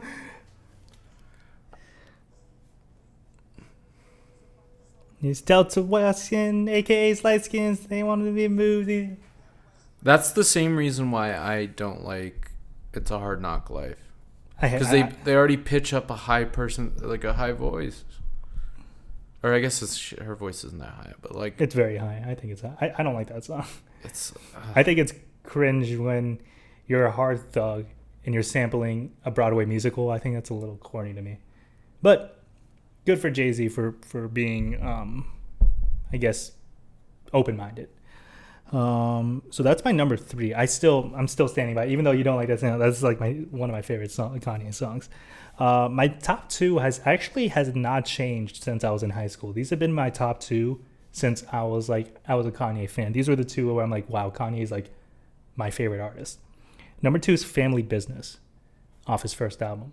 Family Business is just the best. Oh, I could go all. I love Family Business. And my number 1 Kanye song is a song like when we did the draft. I didn't draft this song because I don't think it's like the most important Kanye song. It's just my personal like favorite. It's Heard Him Say off Late Registration, which it's a bit of a niche Kanye song. It's not the most like popular one, but that is my favorite Kanye song. It's been my favorite Kanye song for a very long time. My honorable mentions, Devil in a New Dress. Yeah, there was no Twisted Fantasy in this list. Obviously, All Falls Down. Damn, his whole discography is an honorable mention. It's kind of crazy. I could literally just list every song. I mean, you got I Wonder. You got Champion. Good Morning. Homecoming. I mean, Touch the Sky. Like Late. Dark Fantasy. Even like I could have put Ghost Town. Ghost Town was actually very close to make it, but like. Yeah, that's like my personal top 5. It's a very unique list.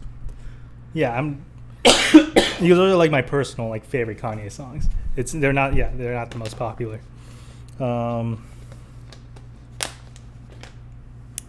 yeah, that is that. Want to play some games? Let's play some games. What games? Fucked up. Let's do some drafts. Please. You pick the topic. Let's do Weezer songs. Oh, you want to do Weezer? Oh, I'm totally gonna get cooked, but I'll try my best. Let me pull up Weezer's discography. I'm a Blue Album guy, so my picks might be Blue Album-y. Yeah, I'm right there with you. So we're gonna draft a Weezer songs. Jack, you will pick first. All right. With the first overall pick, I'm going to take Say It Ain't So. You know what? That was going to be my pick. Damn. All right. So, my first overall pick is going to be Undone, the Sweater Song. All right, dude.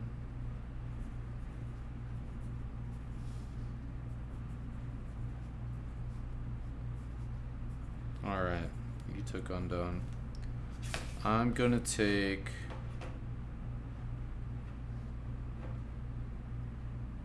Island of the Sun.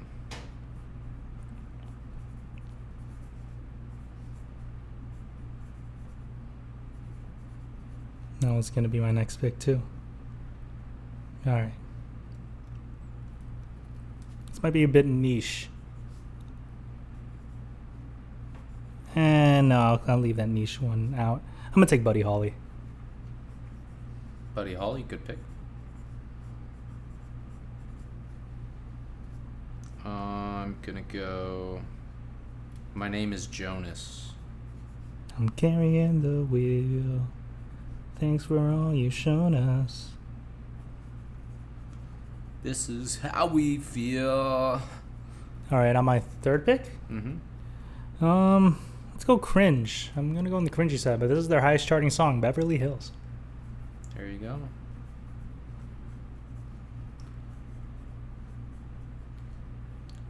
I'm gonna go.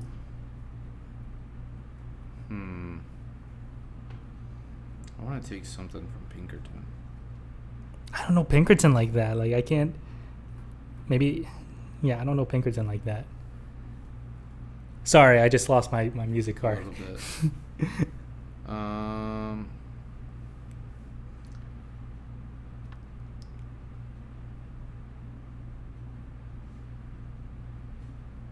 What's the song I'm thinking of?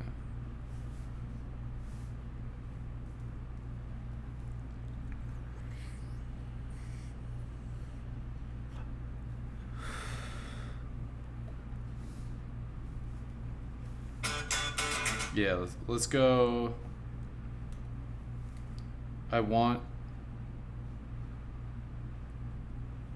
Let's go.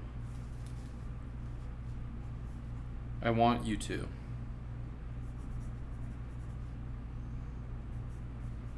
All right.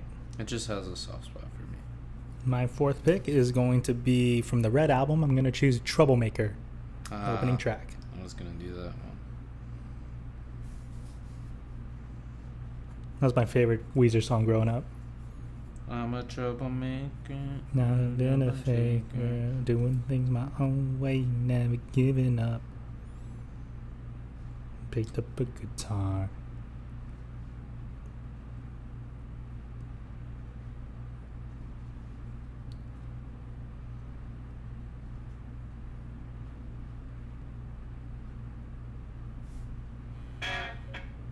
Let's go The Good Life. Is that off Pinkerton? Mm-hmm. All right. My final pick is going to be from the year 2021. All my favorite songs off OK Cumin. Either that or the cover of Africa, but I'm going to pick that. What was your fifth? My fifth pick was All My Favorite Songs off their more recent album. All my fave songs. All right, let's review. You definitely got the hit power. You Beverly Hills, Buddy Holly, and Undone. I'll be honest, you cooked me in that draft. You think so? I just don't know my Weezer like that. I need to do a deeper dive on Weezer. I just know the hits, but I know the hits very well. Like Buddy Holly was like one of my most played songs a couple of years ago. I love Buddy Holly. Good song. Mm-hmm. Fun. That's what I like about Weezer is they're fun. Yeah. But Go. But the thing is, like, he started like hating all his fans were kids, right? He hated all of his fans were kids. This dude definitely had some emotional. One of those like kind of like it's like one of those long lists of the people who couldn't handle the fame. Like he couldn't handle the attention. He clearly had to like step away from the limelight. Yeah, Rivers Cuomo, he's kind of a crazy dude, but graduated Harvard, and then yeah, But he did that like later. probably after the Blue Album, he graduated Harvard. I have another idea for a draft unless you have one. Yeah, let's do Green Day. Okay. Then you want to do Red Hot Chili Peppers after? Yeah, I was thinking of that too. But okay. Or do you want to do... Yeah, okay, let's go Green Day. Let's do Green Day. So my first overall pick for Green Day is going to be... This is probably my favorite Green Day song, Longview. Good song. You know, is that about masturbating? When masturbation's lost its fun or fucking lonely. That's what made Green Day so great. They were so immature about their approach. Like, you know, they were just like, they're almost like, there's like a certain innocence to it.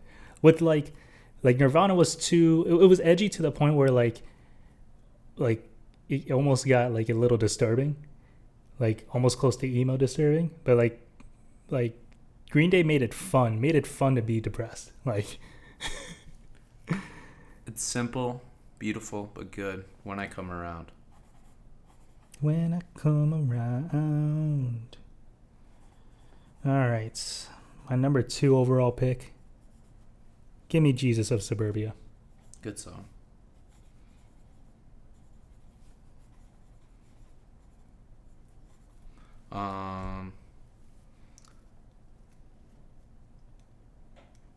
Let's go Holiday. Okay. On holiday. If you want, I guess you're letting... Ooh, I'm torn. I want to have both of these in my draft, but I'm going to draft this one because I think you're going to take it next. Give me Basket Case. Nice. I'm going to go American Idiot. Thank God. I'm taking Welcome to Paradise.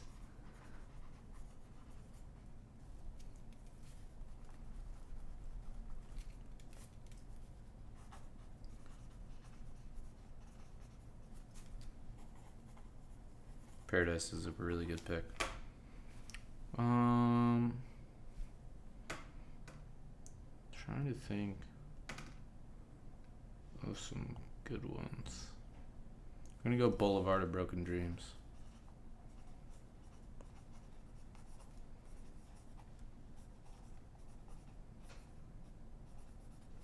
Is that 4th or 5th? I think you're on your... You're on your 5th. You went first. Okay, I'm on my 5th. So my 5th pick...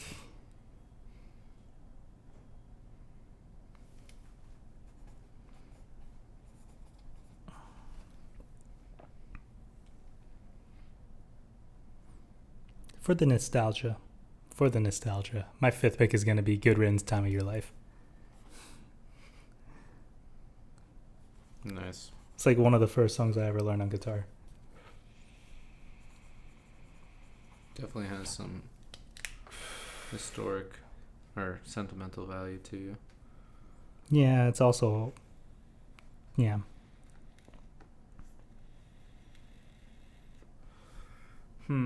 I'm torn between a couple songs here for the last one.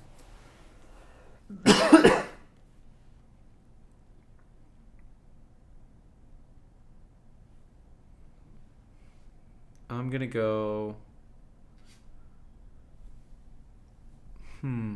That's tough. I'm gonna go Wake Me Up When September Ends. I just want to mention some honorable mentions. Minority off Warning. I love that song. Brain Stew. Brain Stew. I was actually... And Jaded, too. So Brain Stew is the lowest BPM Green Day song. And it's in the album, it's followed up by Jaded, which is the fastest BPM on that Green Day's ever made. So it's kind of funny that. But Burnout was Coming Clean is another one I like. It really is American Idiot and Dookie for us, because like I'm looking at like Insomniac, Nimrod, or Warning. What's the 21 Guns album? That's 21st Century Breakdown. I We grew did up that. on that album. I remember that. Me That too. was like the first album where like we were around when that But I album came find out. it kind of cringe. I don't know why. It's a little more sappy, dramatic. Like 121 Guns. I think it has its charm. It has its charm. I'm just gonna name a couple bands we could draft. So you said Red Hot Chili Peppers. I was thinking like maybe My Chemical Romance. I don't know My Chemical you don't as know? well. What about like Queen? I could do Queen. Queen's fun. Queen would be fun. There's a lot to pick from Queen. Billy Joel I can do. Okay. Any other rock? Can you do Blink? Mm. The Strokes. Do you know your Vampire Weekend like that? I'm thinking like older rock. Can you do any older, like classic rock? Classic rock. The Zeppelin? Let's do a Led Zeppelin draft. Let's do a Led Zeppelin draft. We're probably gonna get roasted for our picks. Number 1, Stairway to Heaven. All right. I think you went first that time, so I think it's my first pick.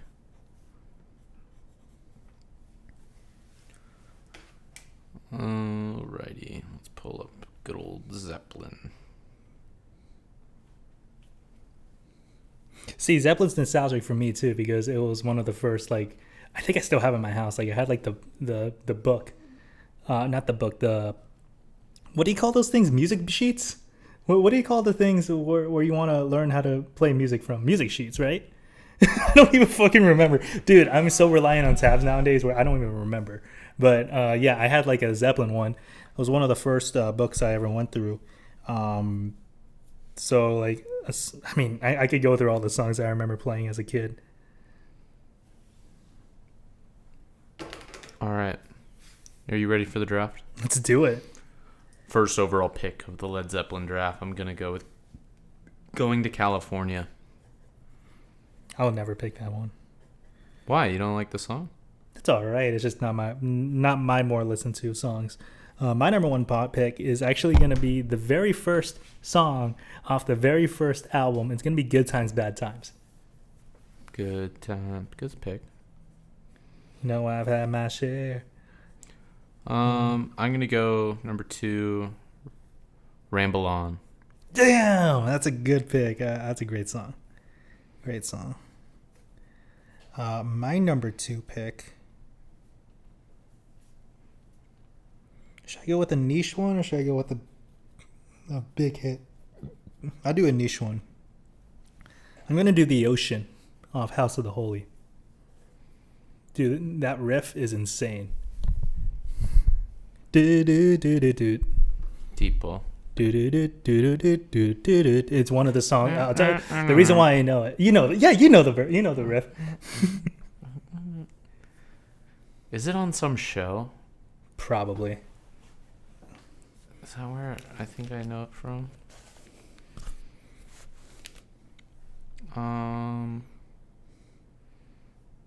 I'll go a little deeper too with you, and I'll take Black Dog. That's one of, get out of here. That's one of the biggest. That's probably, if you take out Stairway, that's probably their biggest song. You think so? That's a very big song. Hey, hey, mama, gonna bring that move, gonna shake that thing, gonna bring that groove. Do do do. Oh, I realized you did 2 Led Zeppelin 4s, but no Stairway. Fuck it. It was one of the first songs I like learned how to play, so I have to pick Stairway to Heaven just out of respect. And I do think that's like one of the, like for me, like the 3 greatest songs of all time is Bohemian Rhapsody, Stairway to Heaven.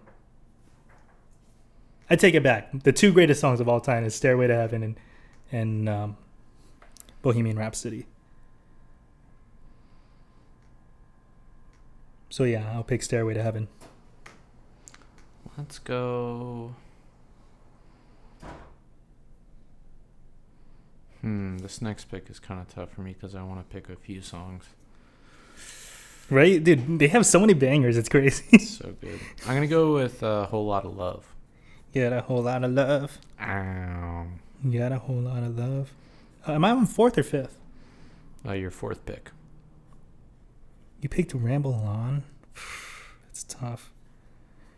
Let's go to a pretty overlooked album by Led Zeppelin, Physical Graffiti. I'm gonna select Trample Underfoot. It's a bit of a deep cut, but I could have took Kashmir because Kashmir has that icon, like very iconic. But Trample Underfoot, I remember playing that growing up. But back in the day, my guitar teacher would lend me a lot of CDs. So he lent me like Beatles. One of the CDs he lent me was Physical Graffiti. So I definitely have nostalgic ties to this album. And I'll stay on the album and take Kashmir and give you. If you're not gonna take Immigrant Song, I don't know what you're doing. Because you got like Dazed and Confused, man. How do you know like that? We're leaving that out, and then we're leaving Heartbreaker. Living Loving Maid. Like, come on. And then Out of the Tile. The Lemon Song we're leaving out. Tangerine. I'm gonna select the Immigrant Song. all that womping. But there's okay. But Dazed and Confused is just so bluesy. It's so like laid back and chill. I think we have that might be a tie. I'm surprised. You know your Zeppelin. Like you know like Zeppelin's like it's a little niche nowadays. I don't think people would do deep into Zeppelin. I think we picked their like top 10 most popular songs though. Yeah, we're pretty basic. I try to go deep. You went deep on a couple. Or did not. 80s, 90s. Let me look at. Can we do Linkin Park? I could do Linkin Park. All right, we're gonna draft Linkin Park songs. I'll go first. What is my favorite Linkin Park song? I can't faint. Yeah, the song "Faint" was like when I had my iPod Nano, and like back in the day, iTunes like kept track of like your most listened to song, like how many plays. Yeah. Like "Faint" was like undisputably like the most listened to song I had. Like it almost like doubled. Like maybe it was in combination with all my brothers listening to that song, but yeah, that song was very, very important to me. My first pick. Should I go basic? I'll go personal favorite. This is my favorite growing up. My first pick is gonna be "Runaway" off Hybrid Theory. Runaway. I wanna run away, never say goodbye. I wanna prove the truth and never know why. Great I song. think that's a weak song. Weak first pick, brother. I'm just telling you what my personal favorite was. Okay. What do you want me to select in the end? Like, come on. I don't know. Like, you just might not be able to pick some of these songs later on.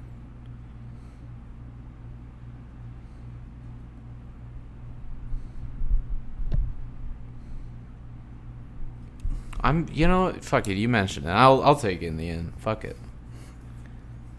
All right, you take "In the End." I'll take my card back. My Linkin Park card back. Give me "Breaking the Habit." Good song. It just sounds so unique compared to all their other songs. It's very, yeah. All right, let's go. I'm trying to think of like I'll do a favorite pick in there. I'm gonna go. Actually, no. You gotta get the big ones first. I'm gonna go "Numb."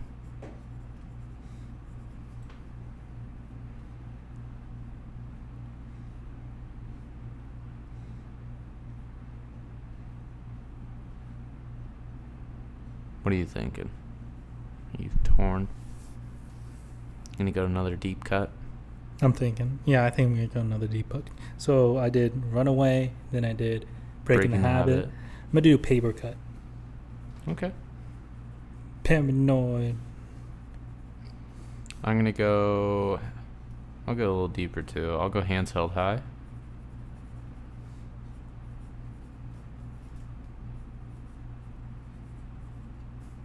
I'm bleeding out, taking deep and just throwing it on. I'll take Faint. Okay. I'm gonna take Bleed It Out. Then is this last pick? For you, yep. My last pick is going to be Somewhere I Belong. So I was really relying on those first two albums.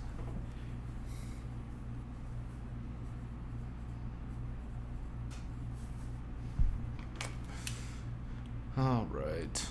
And then.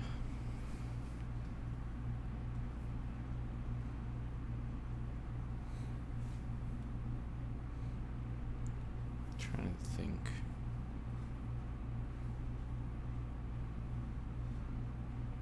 No, I only have 4 picks. What's my 5th pick?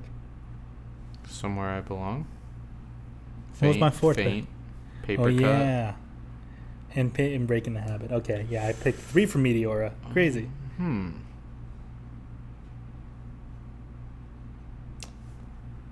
I'm in a pickle. Let's go one step closer. One step closer to the edge, and I'm about to break. Need a little room to me. One step closer to the edge, and I'm about to break.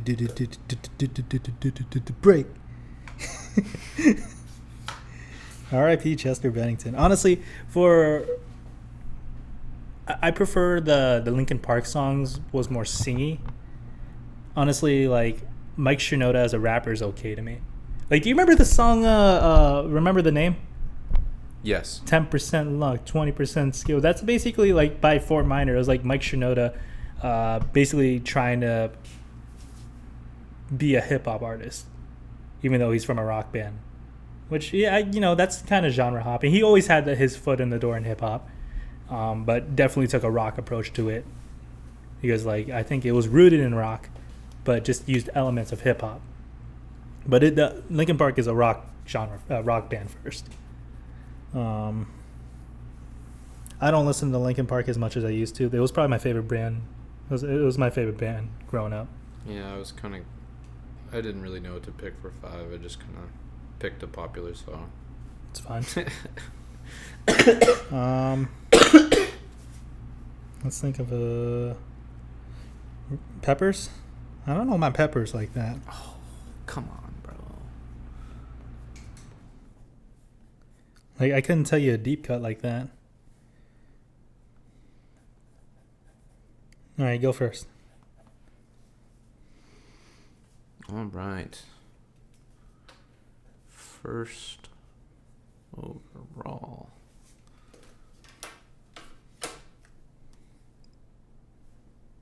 Let's look here.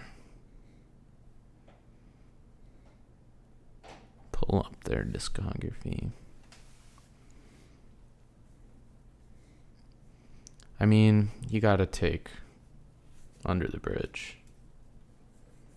That's their best song. That's been their best song.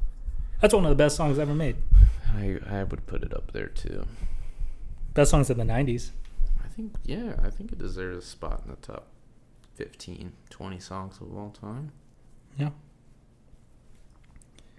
Shit. That was gonna be my pick.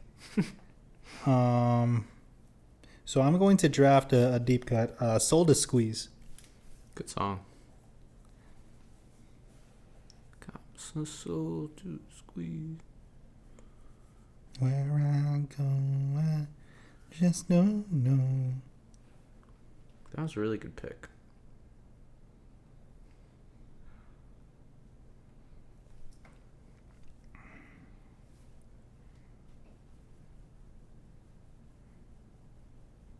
I'm going to go Scar Tissue.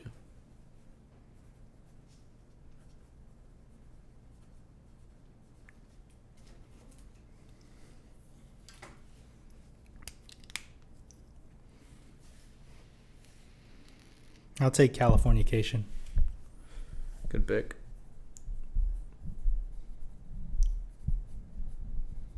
I'll take Other Side. Shout out my bisexual brethren. and sister in. Did you know what's his name? Macklemore did a cover of that song. He remade Other Side. It's an interesting song. Yes.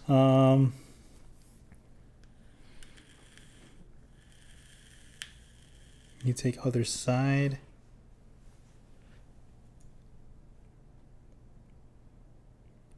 I'll take Snow. I'm gonna take.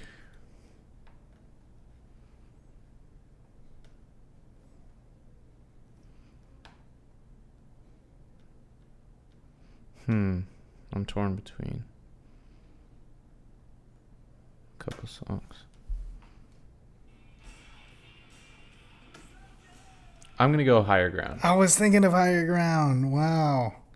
I was just confirming it was the song I was thinking of. Is that your fourth or fifth? Is that your fourth or That's fifth? my fourth.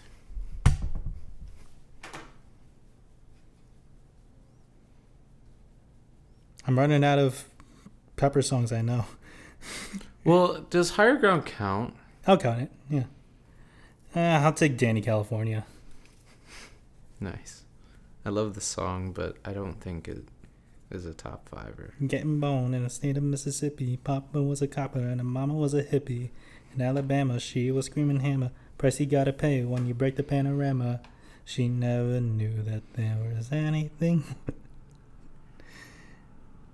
That song was in Rock Band, so I definitely sang that song a lot. Oh yeah, me too. I did. I had the same shit on my Xbox 360. The first Rock Band? Mm-hmm. Okay, after this, I'm going to pull up the track list for Rock Band. Oh, let's go. That's going to be a fun trip down memory lane. Well, I'm going to take a deep cut off of Stadium. I like Slow Cheetah. Never heard that one. I got to give it a listen. And I'll take Can't Stop. Can't stop, addicted to the shindig. Drop top, he says I'm going to win. You have a lot more rappy songs. I know. I didn't want the. Wait, what do you mean? The only rappy song I have is "Can't Stop," and a little Danny bit, California, little Danny California, and Snow. One to the sky and the ski in the sky. I do believe. I guess it's like fast talk and fast singing. So let's draft a Rock Band song. I'm down.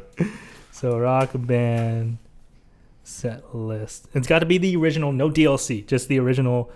I think you could just pull it off the wiki page or the fandom page. Just the main track list. Perfect. This is sick. Yeah. Oh my god. I'm fucking. Oh, good stuff. Good stuff. A lot of big songs here. Big songs.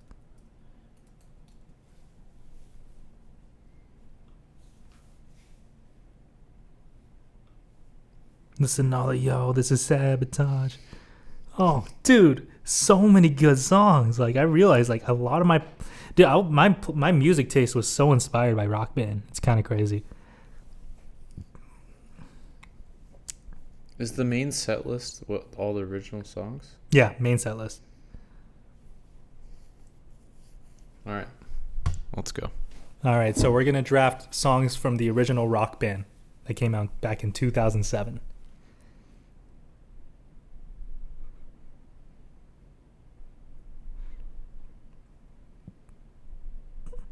All right, I'll let you get the first pick. Didn't I go first last time? You did go first. It's my, so I'll go first. My first overall pick. This is tough. There's so many good songs. But what I think is the best song on this list, I'm going to draft. I know you're not going to draft the one, like what I truly think is the best because you hate this band. But I'm going to draft Won't Get Fooled Again by The Who. Nice. That's a really good one. I'm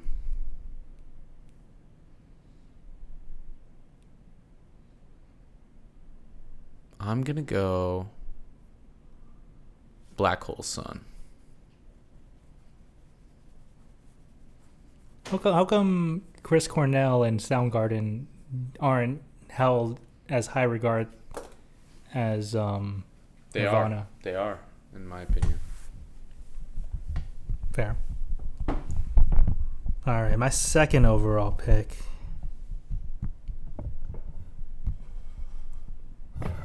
I'm gonna draft The Strokes' Reptilia.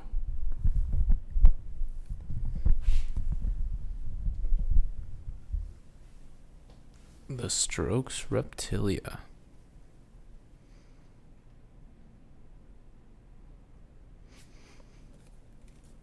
Good song.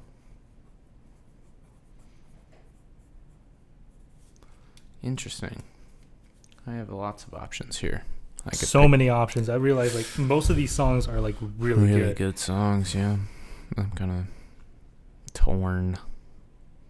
Just because I love... I think I can just pick it later.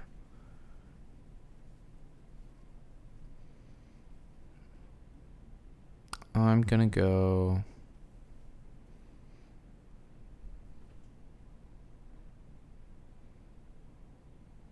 Give Me Shelter. Oh, what a pick! That was actually gonna be my next pick. You took "Give Me Shelter."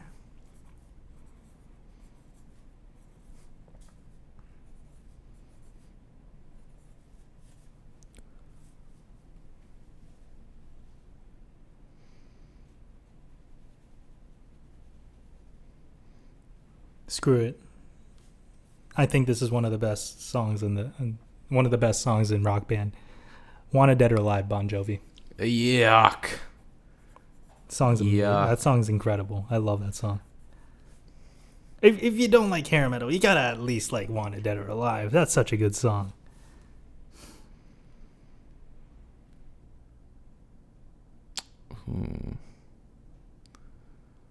I'm going to go...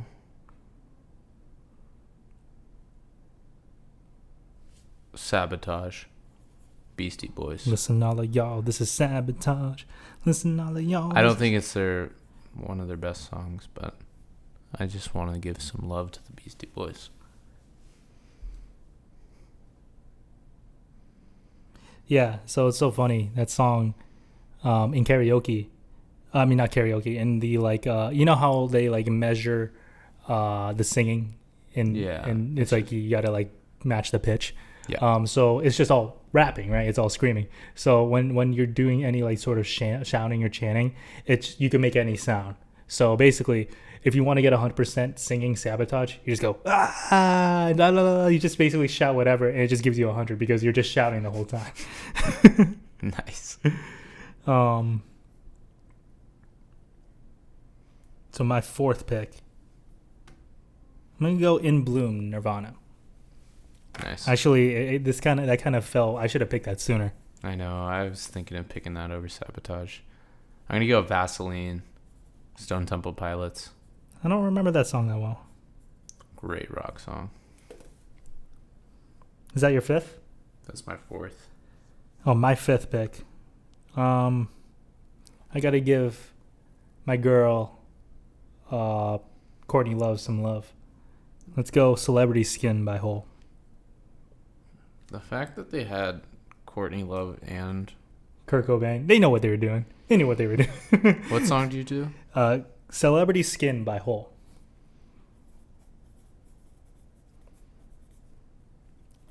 It's crazy. I'm shaking my head. That's a good song, bro.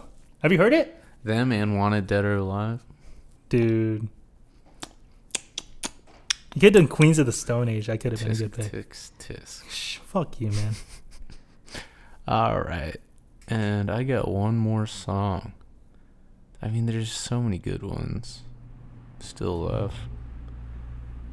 I'm going to go...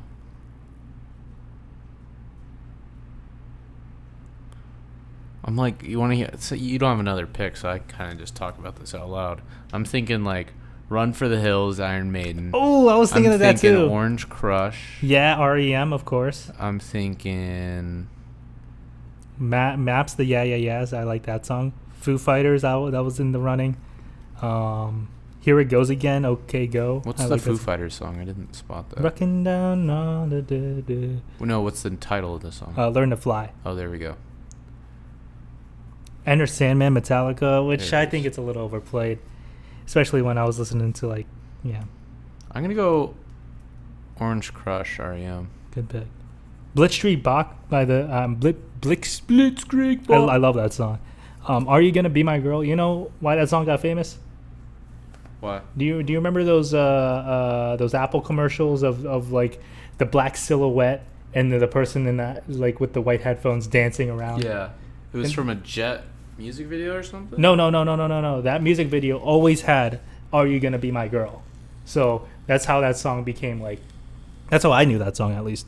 "Dead on Arrival" is actually one of my favorite Fall Out Boy songs. I could have picked that. "Detroit Rock City." Oh, "When We Were Young." "When You Were Young" by I the was Killers. thinking to pick Yeah, that. we slept But on that I wanted to like stay true to the rock. for real.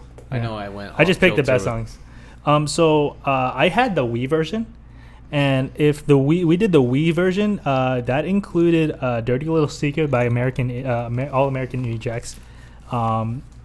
It included "Don't Look Back in Anger" by Oasis, which would be my number one overall pick if that was in the list. talking about how you're Oasis fanboy. Yeah, that was the song that that got me into Oasis. That was all because of freaking Rock Band. Yeah, that's crazy. Rock Band was the. How are you supposed to get the garlic out if you just want the garlic? Oh, that's just for display. That's not a. No, They aren't actually pickled? no. It looks like they are. I mean, no. It's for it's for display. It's not mine. My mom brought it in. I don't know, man. That shit might be delicious.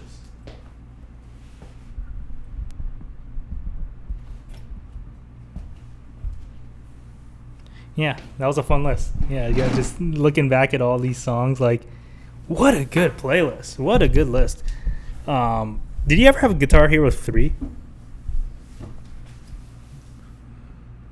I don't remember if I Okay. did. So Guitar Hero 3... I don't think so. I think it just had Rock Band. Oh, just had Rock Band. Well, it's fun because Guitar Hero 3 was more rocky, lack of a better term, rockier songs, like traditional like rock. This definitely went a little newer. Yeah. You definitely got a lot of songs from the 2000s, a lot of songs from the late 90s. Definitely appealing to a younger crowd.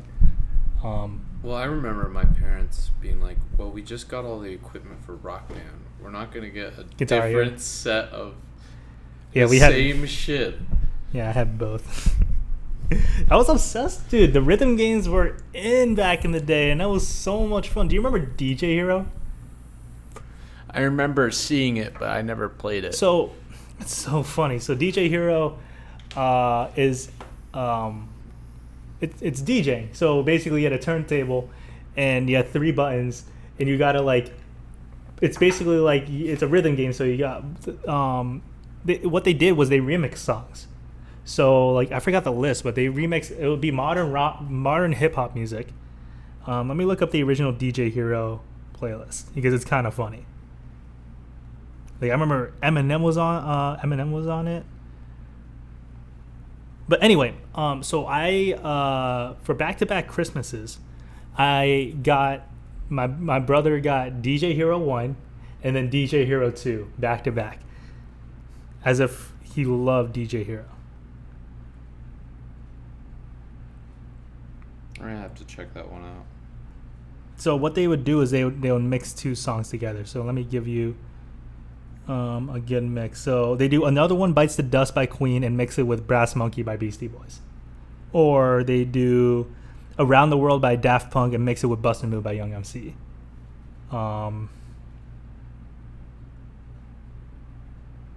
Wow, they would even have Alchemist on this? Wait, yo, if I actually went back and look at the like track list of this of DJ Hero, it's actually kind of insane. The Tramps?